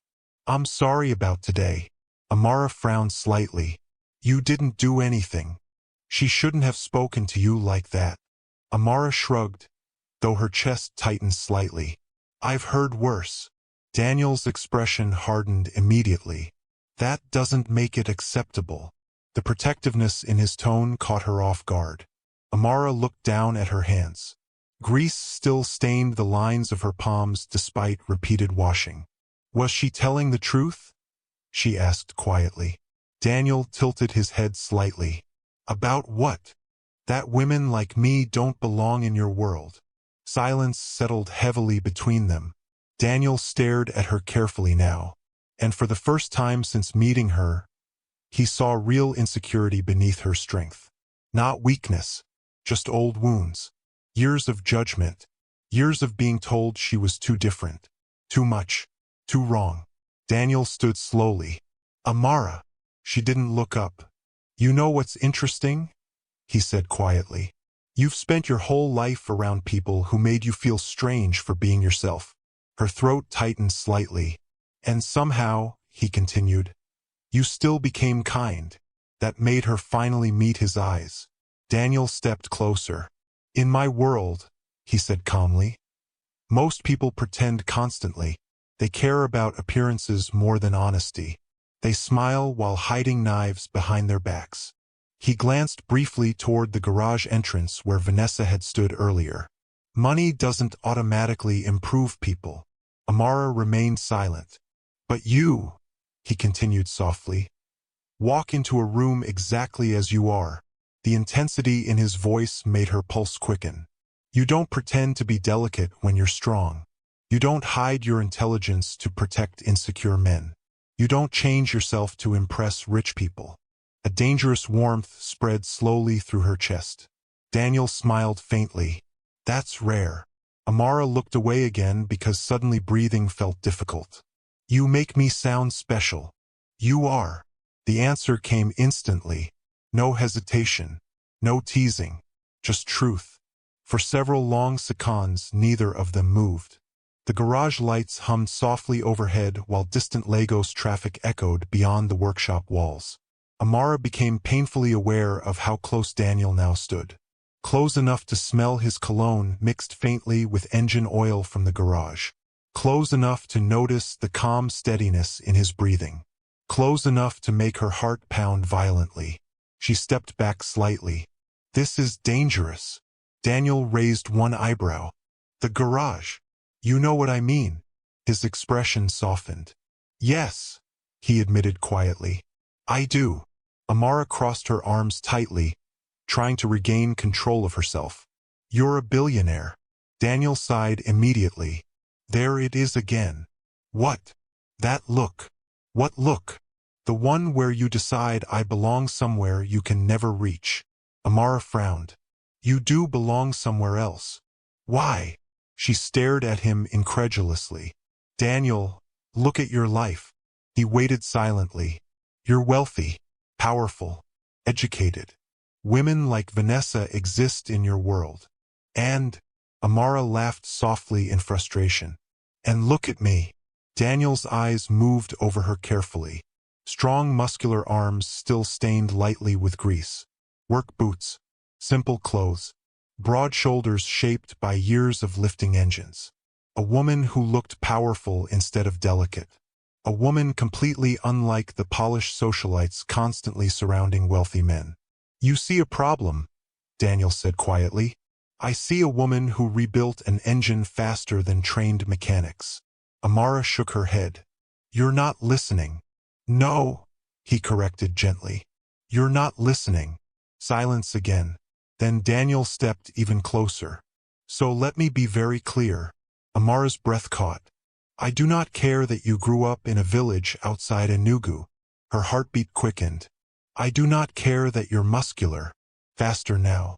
I do not care that your hands have grease stains. His voice lowered slightly. And I certainly do not care whether women like Vanessa approve of you. Amara swallowed hard. Because nobody had ever defended her like this before. Not so directly. Not so fiercely. Daniel studied her face quietly. You know what I actually care about? Amara could barely speak. What? The fact that I haven't stopped thinking about you since the day we met. The confession hit her like sudden electricity. For one terrifying second, everything inside her froze completely. Daniel looked almost surprised by his own honesty now. But he didn't take the words back. Amara stared at him speechlessly. No man had ever looked at her this way before. Not with pity. Not with curiosity. With genuine desire. Respect. Admiration. And somehow that frightened her more than rejection ever had. You barely know me, she whispered. Daniel smiled softly. I know enough. Amara looked away quickly, overwhelmed. You shouldn't say things like that. Why? Because I might believe you. The vulnerability in her voice nearly shattered him. Daniel reached out carefully, then paused, silently giving her space to move away if she wanted. She didn't. Slowly, gently, he took her hand. Amara inhaled sharply. Her hands were rough from years of hard work. Scarred. Strong. Nothing like the soft manicured hands wealthy women usually offered him.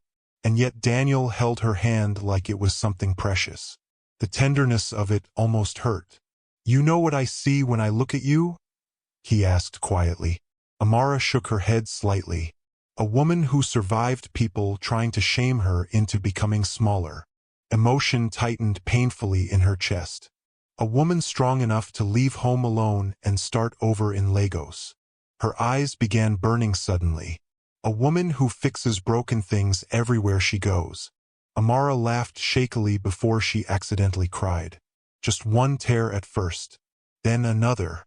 Embarrassed, she tried pulling her hand away quickly. Daniel held it gently. Hey, I'm not crying. You definitely are. That made her laugh through tears. I hate you. No, you don't. Amara wiped her face angrily. This is your fault. I'll accept responsibility. The softness in his voice made her chest ache. For years she trained herself not to need comfort from anybody. Need made people vulnerable. And vulnerable people got hurt. But standing there in the quiet garage beside Daniel, she suddenly understood how exhausting it had been carrying everything alone. Daniel brushed one thumb lightly across her knuckles. The gesture was so gentle it nearly broke her completely. You don't have to fight everybody all the time, he said softly. Amara stared at him silently, then finally whispered the truth she had been afraid to admit even to herself. I think about you too. Daniel's expression changed instantly.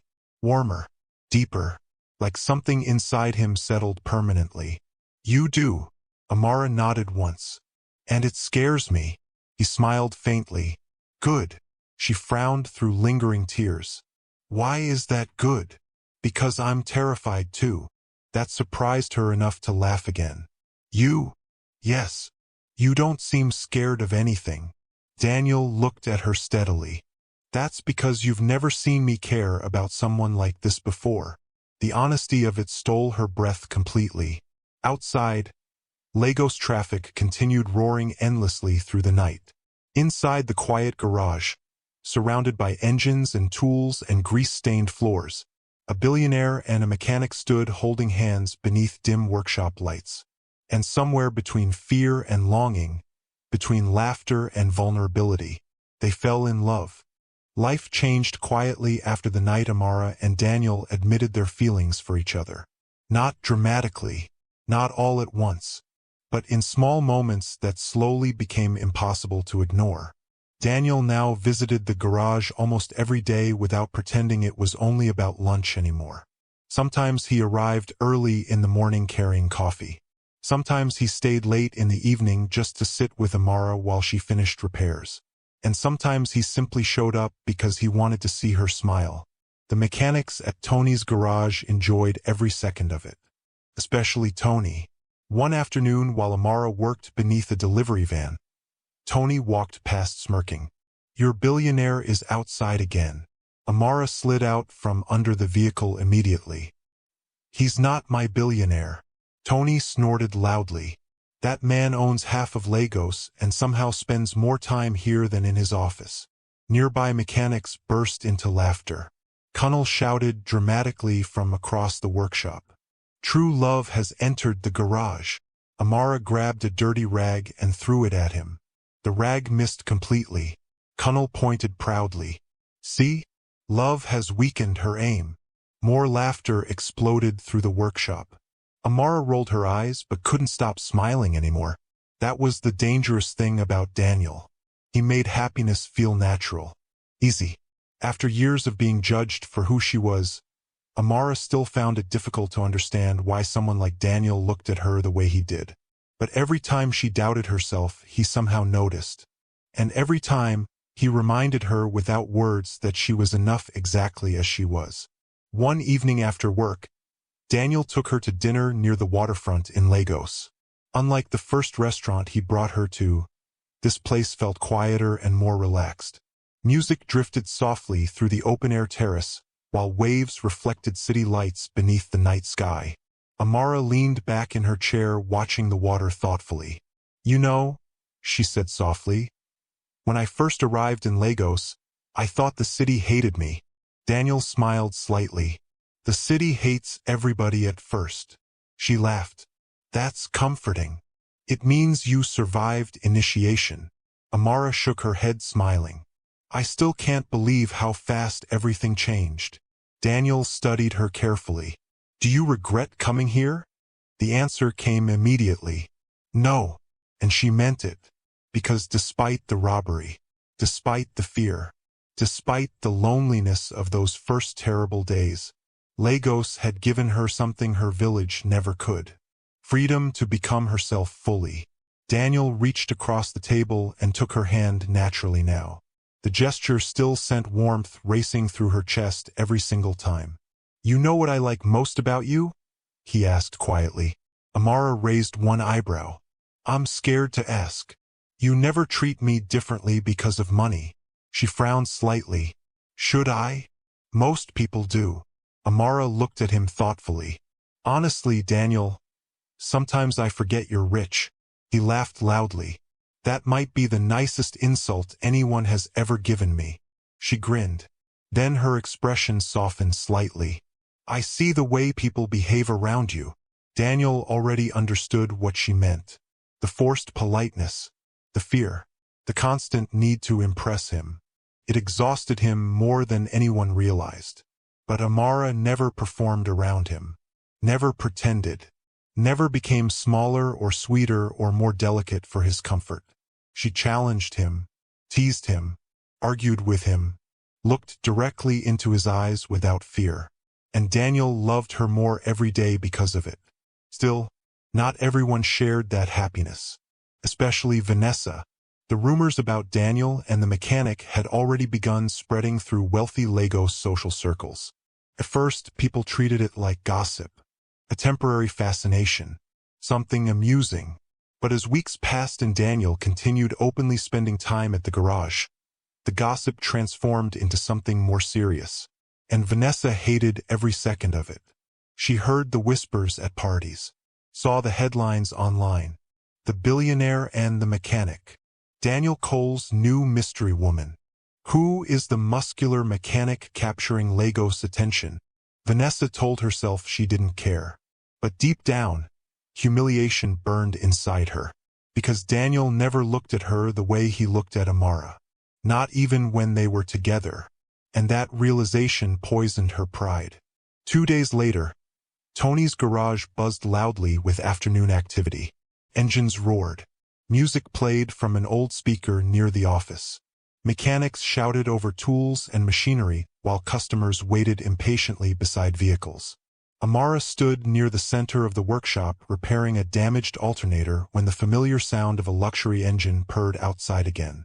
Several mechanics looked up immediately. Connell groaned dramatically. "Please tell me rich people are not fighting again today." Tony sighed heavily. "I'm too old for billionaire romance problems."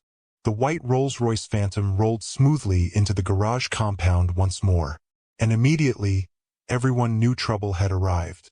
Vanessa stepped out looking furious.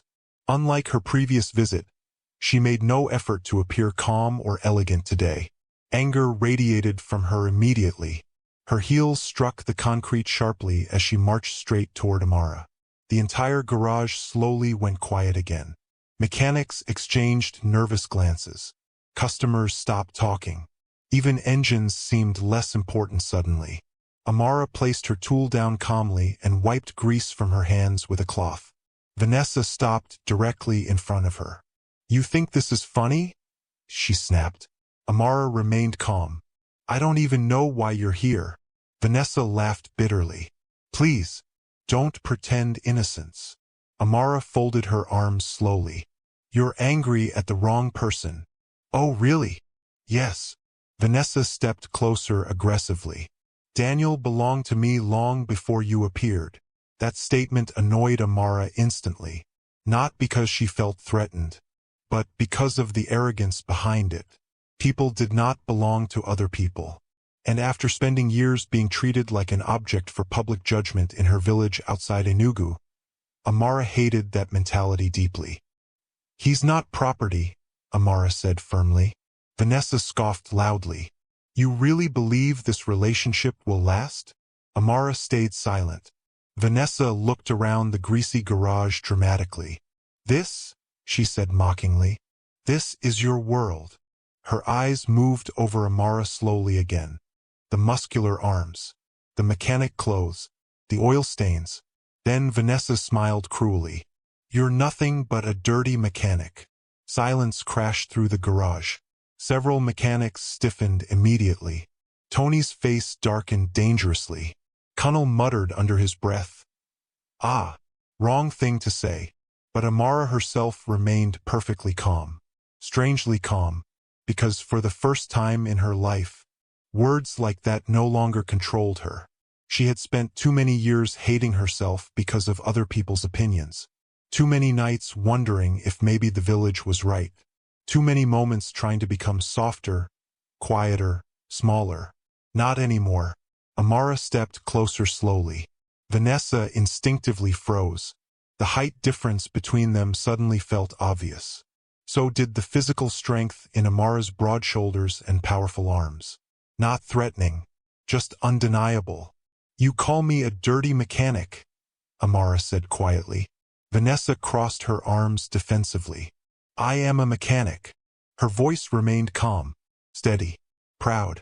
These hands built engines before sunrise. These hands fed my family. These hands survived things your money could never teach you about. The garage became completely silent now. Every mechanic listened carefully. Even customers nearby stopped pretending not to stare. Amara looked directly into Vanessa's eyes. So no, she continued softly. I'm not ashamed of who I am. Something uncertain flickered briefly across Vanessa's face. Because she expected embarrassment. Instead she found confidence. Real confidence. The kind that doesn't depend on money or appearance. Vanessa recovered quickly. You think Daniel actually belongs with someone like you? Amara almost smiled. Then she answered with complete honesty. I think Daniel chooses for himself. That answer hit harder than shouting ever could. Vanessa opened her mouth angrily. Then another voice interrupted. She's right. Everyone turned immediately. Daniel stood near the garage entrance. Nobody had noticed him arrive. His expression looked calm, but his eyes were cold. Vanessa's face changed instantly. Daniel! No! He interrupted quietly. The disappointment in his voice felt sharper than anger. Daniel walked slowly toward them, past the silent mechanics, past the staring customers, until he stood beside Amara naturally, like that was exactly where he belonged. Vanessa looked between them desperately. She manipulated you, Vanessa snapped. Daniel actually laughed softly in disbelief. Amara, he asked, manipulate someone? Several mechanics snorted loudly, trying not to laugh. Daniel's expression hardened again. You came here to insult a woman because your pride is hurt. Vanessa stared at him silently. And that, he said calmly, is exactly why we ended. The words landed like a slap. Vanessa's face paled slightly. Daniel glanced briefly toward Amara, then back at Vanessa. I loved you once, he admitted honestly, but you cared more about status than kindness. Vanessa looked genuinely wounded now. And Amara? Daniel continued quietly. She's more honest and genuine than most people I've met in my entire life. The garage remained completely silent, because everyone there could feel the truth in his voice. Daniel loved this woman openly now, without hesitation, without shame. Vanessa realized it too, and that realization finally shattered the last piece of hope she carried. Her eyes burned with humiliation and anger. For several seconds, she simply stared at them both. Then, without another word, she turned sharply and walked back toward the Rolls-Royce. The car disappeared from the garage moments later. Silence lingered briefly after she left. Then Tony clapped loudly once. "Well," he announced dramatically, "that was better than television." The entire garage exploded with laughter and cheering immediately. Connell pointed toward Daniel. "Chairman has chosen mechanic love." Even customers laughed now. Amara covered her face briefly in embarrassment while Daniel shook his head smiling. Tony walked past muttering proudly, "Nobody insults my workers in my garage." That warmed Amara more than she expected. As the workshop slowly returned to life again, Daniel looked down at her quietly. "You okay?" Amara nodded slowly. Then, after a moment, she smiled. "Yes." And for the first time in her life, she truly meant it. After Vanessa's second visit to the garage, something changed permanently between Amara and Daniel. Not because they suddenly became more romantic. Not because they started spending every second together. But because the last shadow of doubt finally disappeared. The world now knew about them openly. And neither of them cared anymore. The newspapers and gossip blogs in Lagos became obsessed with the story. The Billionaire and the Mechanic. Daniel Cole's unexpected romance. Who is the muscular woman capturing Lagos? Photos of Daniel visiting Tony's garage spread everywhere online. Some showed him carrying lunch while Amara stood beside him in grease-stained overalls. Others captured them laughing together near broken vehicles or walking through Lagos streets late at night. People had opinions. Of course they did. Some mocked the relationship openly. Others treated Amara like some strange curiosity. But many people admired her immediately, especially women, because for the first time, they saw a woman who refused to become smaller to deserve love. And somehow, one of the richest men in the country adored her exactly as she was. At Tony's garage, the mechanics enjoyed the attention far too much. Connell practically became a celebrity in his own mind. One morning he walked into the workshop dramatically holding a newspaper. "Everybody gather," he announced loudly. Tony groaned immediately. "If this fool starts reading gossip articles again, I'm firing him." Too late. Connell opened the newspaper proudly. "Listen to this." Daniel Cole seen smiling like a teenager beside mystery mechanic girlfriend. The entire garage burst into laughter. Amara threw a rag at him from across the workshop. "Give me that newspaper." Connell dodged easily. "No. The people deserve truth." Even customers nearby laughed. Tony shook his head while inspecting an engine. "You know what annoys me most?" "What?" one mechanic asked. "Nobody mentions the garage. We are clearly the stars of this story." More laughter. Amara tried acting annoyed, but deep inside she still struggled to understand how life changed this quickly. Only months earlier, she arrived in Lagos alone, hungry, and robbed at a crowded bus park. Now she appeared in newspapers beside Daniel Cole. Life felt unreal sometimes. But the strangest part was this. Daniel himself never changed. Despite the attention, despite the gossip, despite the whispers from wealthy friends and business partners, he still showed up at the garage almost every day. Still sat beside Amara on overturned toolboxes. Still listened carefully whenever she spoke about engines. Still looked happiest when she laughed. One afternoon, Daniel arrived carrying 2 cups of coffee while Amara repaired a damaged Jeep. She slid out from beneath the vehicle and wiped sweat from her forehead. "You know rich people usually avoid places this dirty." Daniel handed her coffee calmly. "Then rich people are boring." She smirked slightly. "That's probably true." Daniel leaned casually against the vehicle beside her. "You're becoming famous." Amara groaned immediately. "Please stop reminding me. You punched a customer yesterday for taking your picture." "I did not punch him." Daniel raised one eyebrow. "You threatened to." "He shoved a phone in my face while I was carrying an engine." That sounds dangerous for him. Amara laughed softly. Daniel watched her quietly for a moment. Every day he spent around her made him more certain of his feelings. Because nothing about her was fake. Success hadn't changed her. Attention hadn't changed her. Even after becoming the center of public fascination, Amara still cared more about fixing engines properly than impressing anybody. And Daniel loved that deeply. Meanwhile, Amara found herself changing in ways she never expected.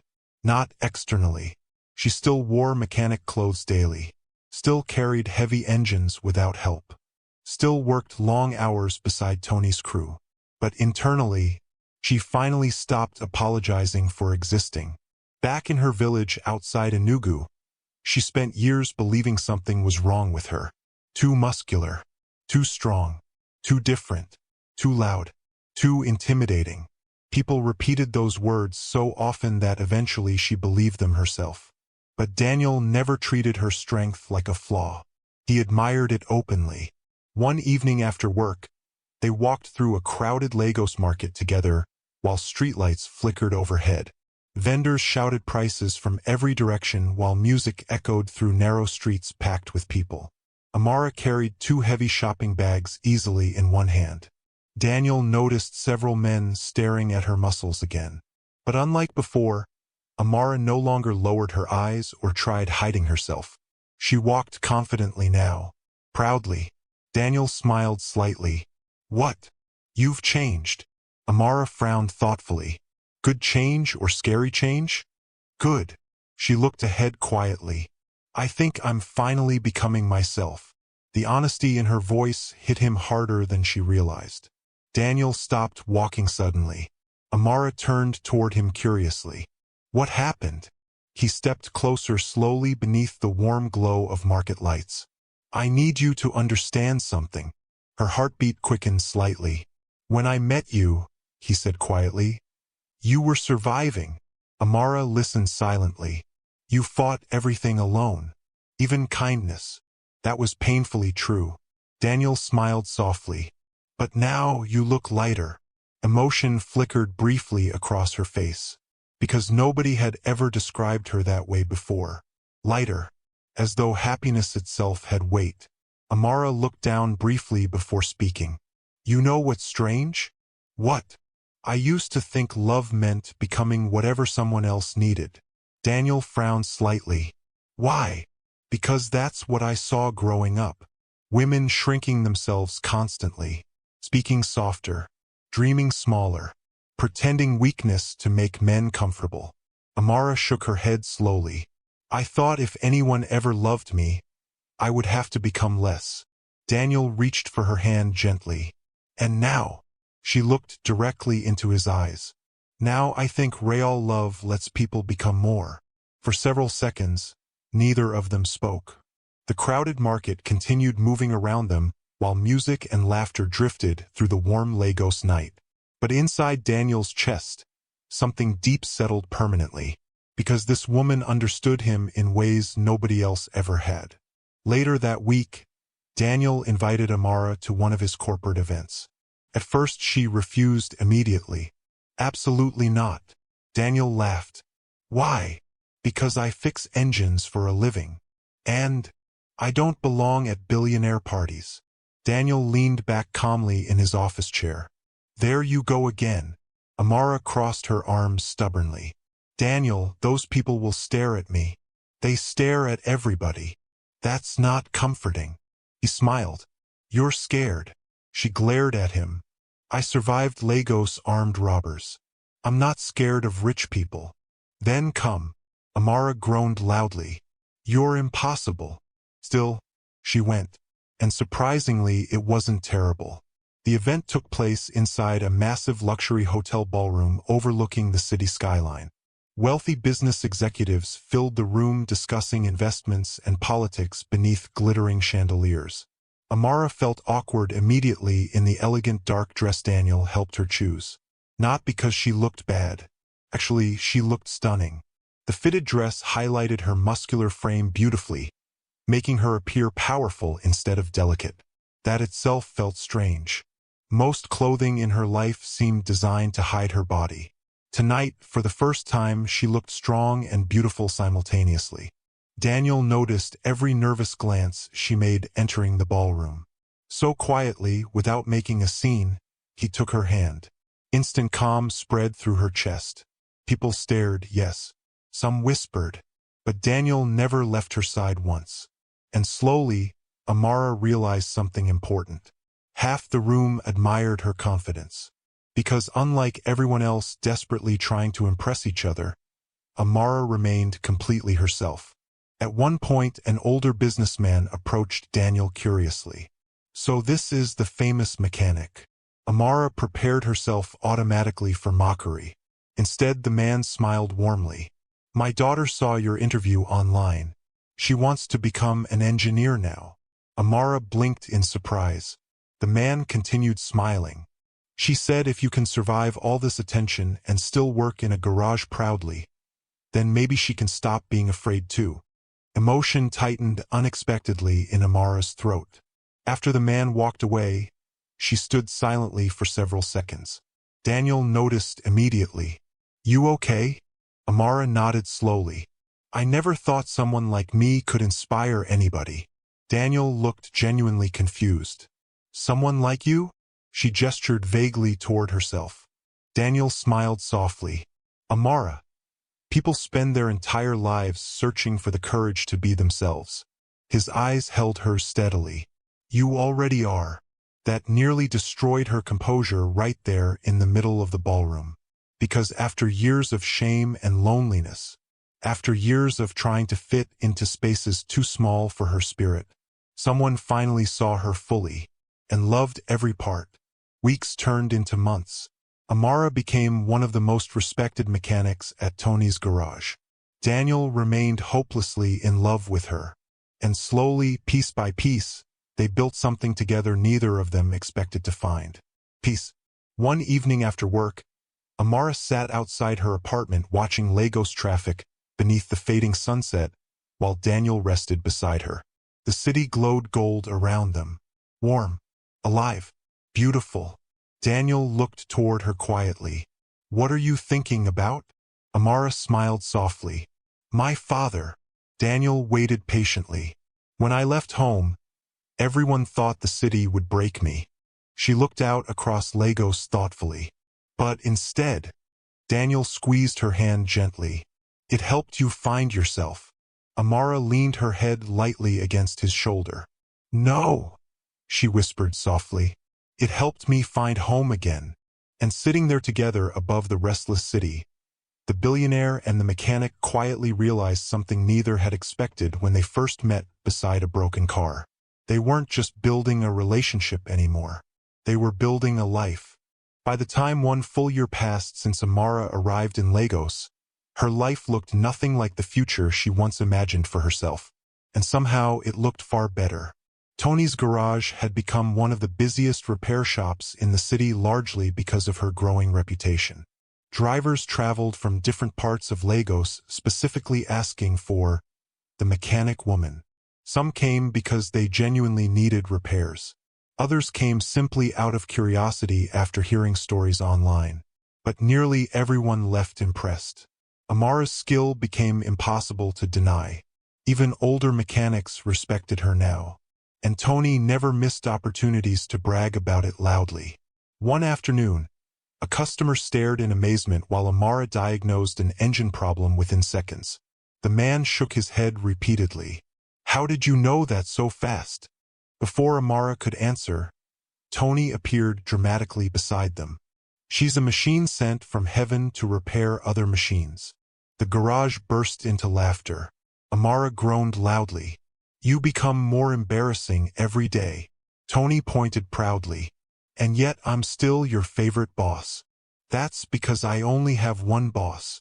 Exactly. Despite the joking, Amara secretly loved the garage deeply now. The noise, the grease, the workers shouting at each other constantly. Felt like family. Real family. And every single person there knew one important truth. Daniel was completely obsessed with her. The man barely tried hiding it anymore. He still visited almost daily despite his impossible work schedule. Sometimes he brought food for the entire garage now because mechanics kept complaining dramatically. Connell once nearly cried after Daniel arrived with enough takeaway for everyone. "Chairman," he announced emotionally, "if you ever break Amara's heart, we will attack your company." Daniel laughed loudly. "That seems illegal. Love is stronger than law." Amara nearly choked laughing. But beneath all the jokes and teasing, everyone could see how deeply Daniel loved her. It showed in small things. The way he always noticed when she was tired before she admitted it. The way he listened carefully whenever she talked about engines like her work genuinely fascinated him. The way his entire expression softened whenever she smiled. And Amara loved him just as fiercely, though sometimes the feelings still frightened her. Because loving someone that deeply meant giving them power to hurt you. One rainy evening after work, Amara sat inside Daniel's penthouse apartment, watching thunder flash across the Lagos skyline. Rain hammered against the giant glass windows while soft music played quietly in the background. Daniel stood in the kitchen cooking badly. Very badly. Amara watched him struggle with vegetables while trying not to laugh. "You're cutting onions like they insulted your family." Daniel looked offended. "I'm a very capable man. You almost lost a finger 5 minutes ago. That was strategic." Amara finally laughed openly. Daniel pointed the knife toward her dramatically. "Mockery is not appreciated by hard-working chefs. You ordered half the food from a restaurant." Details.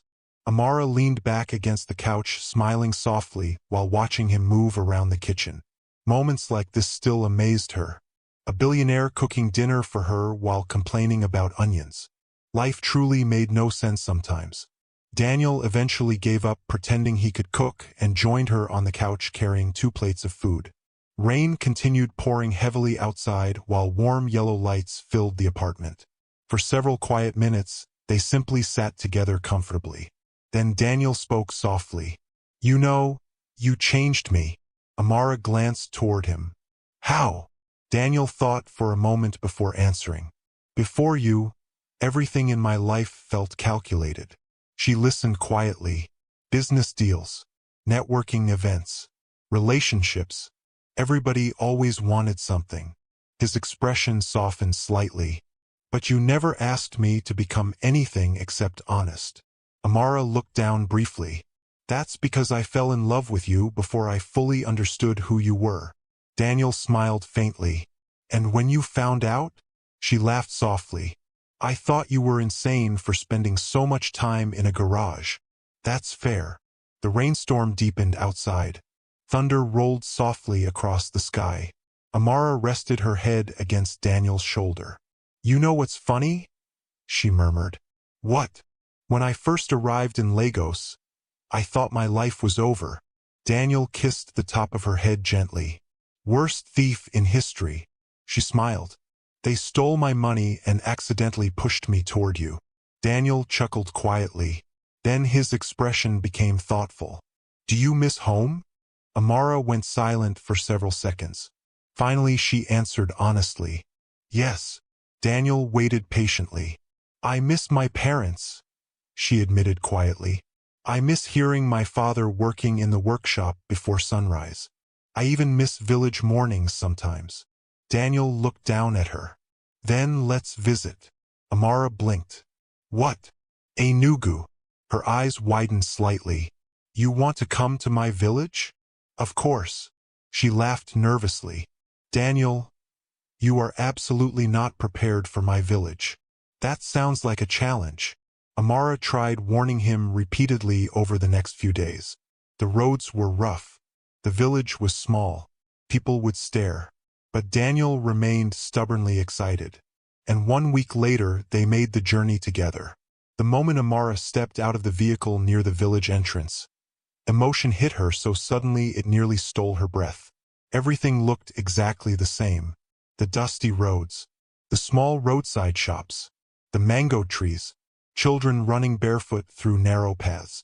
For one overwhelming moment, she felt like the younger version of herself still dreaming about escape beneath the village stars.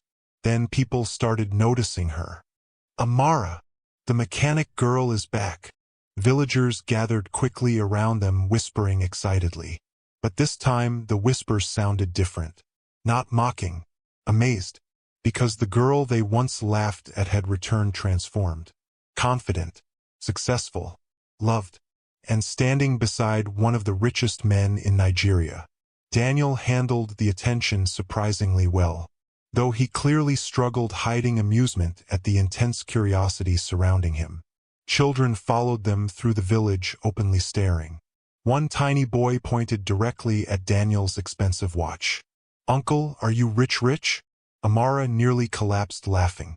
Daniel crouched slightly beside the boy. "Unfortunately." The child nodded seriously. "Buy me bicycle." The entire street exploded with laughter. When they finally reached Amara's family compound, her mother burst into tears immediately. Ngozi hugged her daughter tightly while crying openly. "You've lost weight. Mama, that's the first thing you say? You don't eat enough." Daniel stood awkwardly nearby, trying not to laugh. Then Obi emerged from the workshop, wiping grease from his hands. For one long moment, father and daughter simply stared at each other. Then Obi smiled slowly. "You survived Lagos." Emotion tightened instantly in Amara's throat. "Yes." Obi pulled her into a fierce hug. And for the first time in over a year, Amara felt completely like someone's child again instead of always being the strong one. Eventually, Obi turned toward Daniel carefully. "So," he said calmly, "this is the billionaire." Daniel looked slightly surprised. "You know about me?" Obi snorted. "The entire village knows about you." Amara covered her face in embarrassment. Her father extended his hand firmly. "Anybody who loves my daughter is welcome here." Daniel shook his hand respectfully. "And anybody who taught her engines deserves my respect forever." Obi smiled slightly at that answer. Over the next few days, Daniel experienced village life fully. And surprisingly, he loved it. He sat with Obi inside the workshop listening to stories about old engines and stubborn customers. He ate meals outside beneath evening skies filled with stars impossible to see clearly in Lagos. He watched village children stare at Amara with admiration instead of mockery now. Everything felt peaceful, real. One evening after dinner, Amara walked alone toward the old roadside where buses once stopped outside the village. The same place where she cried quietly while leaving home. The same place where fear and hope battled inside her chest. Now the air felt cooler, softer somehow. Footsteps approached behind her. Daniel. He joined her silently beside the empty roadside. "You came here a lot before leaving, didn't you?" he asked quietly. Amara nodded. "I used to stand here imagining another life." Daniel looked toward her carefully. "And now," she smiled softly, "now I can't believe it actually happened." Warm evening wind moved gently through the trees around them. Crickets chirped softly nearby while distant village sounds echoed through the darkness. Daniel suddenly reached into his pocket. Amara frowned slightly. "What are you doing?" But Daniel didn't answer immediately. Instead, he stepped in front of her slowly. And then, he knelt down. Amara froze completely. For one stunned second, the entire world seemed to stop moving. Her heartbeat thundered violently inside her chest. Daniel looked up at her with calm certainty in his eyes. The same eyes that first looked at her beside a broken car in Lagos. The same eyes that never once asked her to become smaller.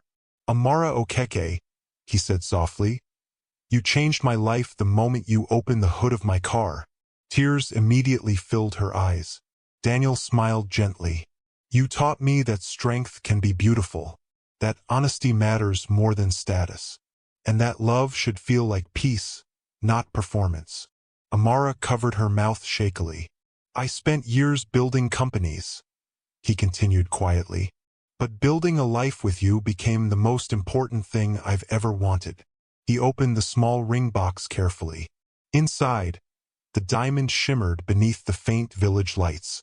But Amara barely noticed it, because all she could see was him, the man who loved every version of her. The village girl, the mechanic, the strong woman everyone misunderstood. "Marry me," Daniel whispered. Amara broke instantly. Tears spilled freely down her face while laughter escaped through them at the same time. Years ago, villagers claimed no man would ever want her. Now the love of her life knelt before her asking for forever. "Yes," she whispered emotionally. Daniel's face lit up completely. "Yes, yes." He stood quickly as Amara laughed through tears, and moments later he pulled her into his arms tightly while slipping the ring onto her finger. The village night surrounded them softly, warm, quiet, perfect, and standing there beneath the stars of the same village that once made her feel too different to be loved, Amara finally understood something beautiful. She was never too much. She had simply been waiting for someone capable of loving her fully. News of the engagement spread through Lagos faster than wildfire. By the next morning, social media exploded with headlines. Daniel Cole proposes to mechanic girlfriend. The billionaire and the mechanic are engaged. From village workshop to millionaire wedding. Tony printed 3 different newspaper articles and taped them proudly inside the garage office. "This," he announced dramatically to the mechanics, "is proof that my garage creates history." Connell pointed toward Amara immediately. "No, boss. Amara created history. You only shout at people." Tony looked offended. "Leadership requires shouting." The garage burst into laughter. Amara shook her head while trying unsuccessfully not to smile.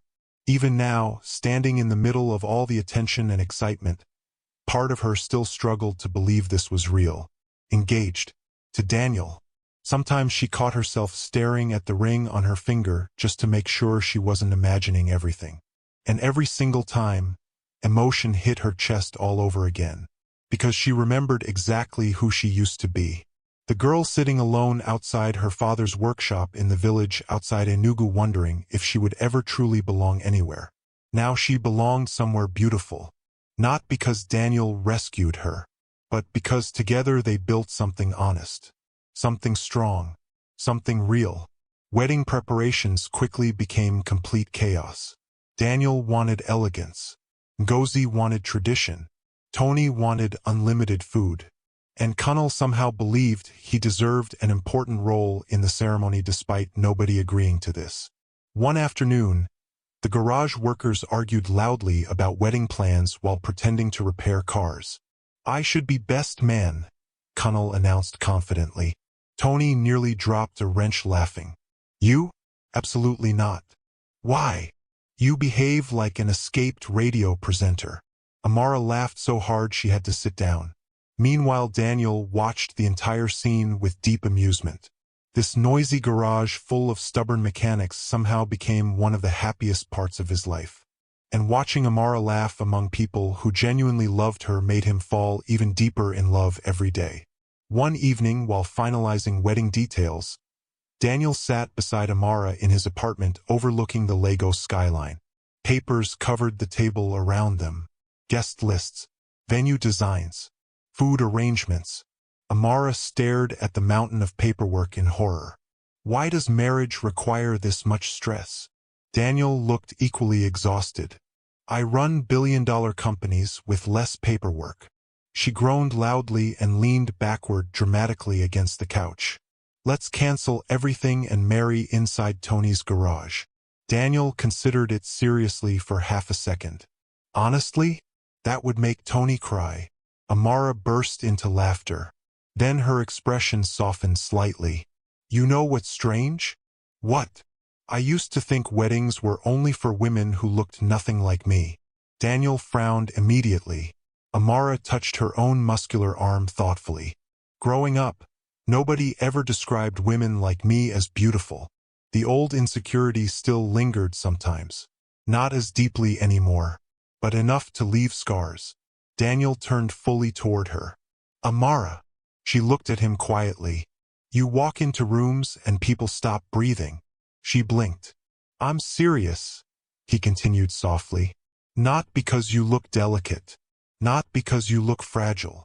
His hand gently covered hers. "You look powerful." Emotion flickered across her face immediately. And powerful women deserve beautiful love stories too. That nearly shattered her composure completely. Amara leaned forward suddenly and kissed him before he could say anything else. Daniel smiled against her lips softly. Good response. The best. Weeks passed quickly. Soon Lagos transformed into full wedding excitement. Fashion blogs discussed Amara's style constantly.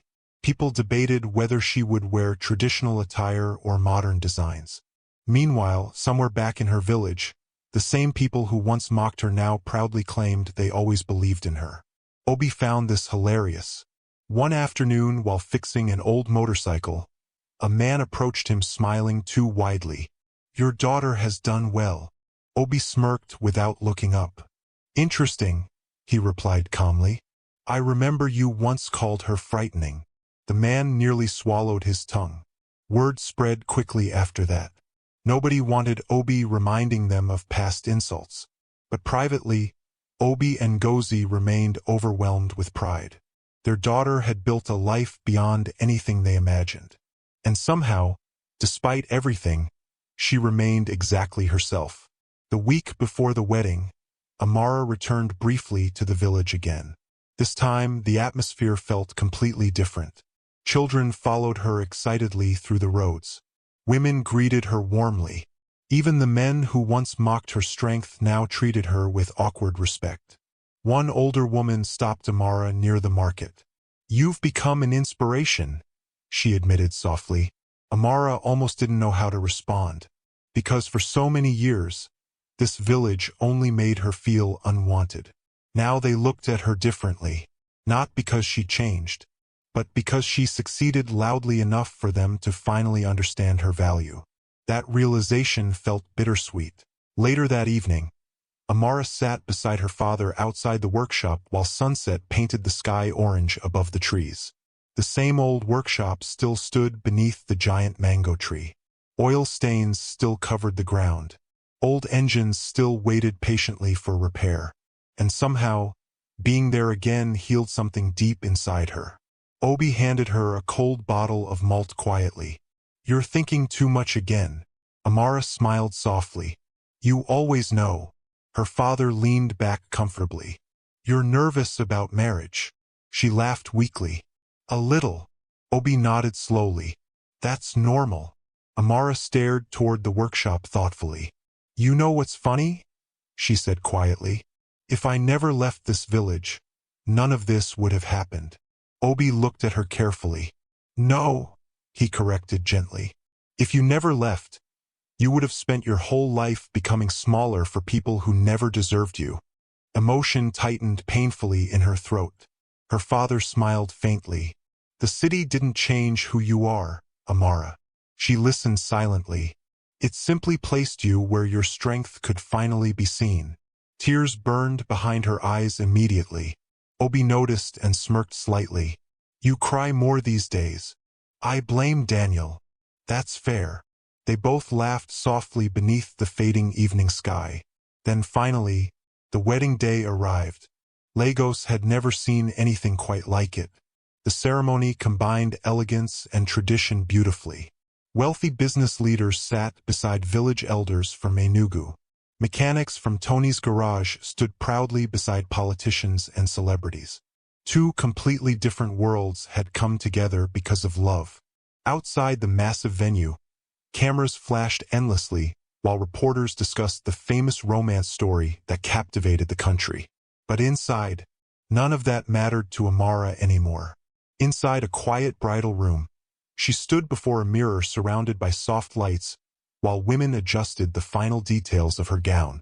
And for a moment, she barely recognized herself. The dress fit her powerfully built frame perfectly instead of trying to hide it. Gold traditional details shimmered beautifully against rich fabric while her natural strength remained visible rather than softened. For the first time in her life, Amara looked at herself and saw every part of who she was reflected back beautifully. Strong, feminine, powerful, loved. A soft knock interrupted her thoughts. Ngozi entered slowly, already crying. Mama, please don't start again. I cannot help it. Amara laughed through sudden tears herself. Ngozi walked closer, carefully touching her daughter's face. "You look beautiful." The emotion in her mother's voice nearly destroyed her completely. Years ago, Ngozi worried endlessly that the world would never understand her daughter. Now the entire country celebrated her. "You know," Ngozi whispered tearfully, "when you were born, the nurse said you held her fingers so tightly she could not pull away." Amara smiled softly. "You were always strong." Emotion swelled painfully in Amara's chest. Then another knock sounded. Tony's voice boomed dramatically from outside the door. "If nobody stops me from crying, I will ruin this wedding." Amara burst into laughter immediately. The ceremony itself felt almost dreamlike. Music filled the massive hall while guests stood watching proudly. Daniel waited at the altar, looking calmer than usual on the surface. But inside, his heart pounded violently the moment the doors opened. Then he saw her. Amara walked slowly down the aisle beside her father while the entire room stared in stunned silence. Not because she looked delicate, not because she looked fragile, but because she looked magnificent, confident, radiant, completely herself. Daniel's eyes filled with emotion instantly, and suddenly none of the wealth, fame, or public attention mattered anymore. Only her. When Amara finally reached him, Daniel took her hands gently. Her strong mechanic hands. The same hands that fixed his broken car.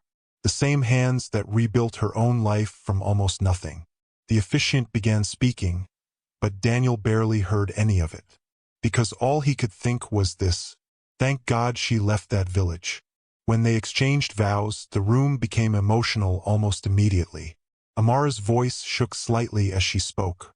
"You loved me before I fully loved myself." Daniel's chest tightened painfully. "And because of you," she continued softly, "I finally understand that being different was never something I needed to apologize for." Several guests wiped tears openly. Even Tony cried without shame. When Daniel spoke his vows, his voice remained steady but emotional. "You are the strongest person I have ever known," he told her quietly. "Not because of your muscles, not because of what you survived." His eyes held hers deeply. "But because you chose kindness after the world gave you every reason to become hard." Amara cried openly then. And moments later, when the officiant finally pronounced them husband and wife, the entire room exploded with applause. Daniel kissed her while cameras flashed and cheers filled the hall. But Amara barely noticed any of it. Because standing there in Daniel's arms, surrounded by everyone who loved them, she finally felt complete. Later that night, during their first dance, soft music floated through the reception hall while golden lights shimmered around them. Daniel pulled her gently closer. "Still think you don't belong in my world?" he whispered softly. Amara smiled against his shoulder. Then she looked around the room, her parents laughing proudly, Tony dancing terribly with garage workers, village elders celebrating beside Lego elites. Two completely different lives woven together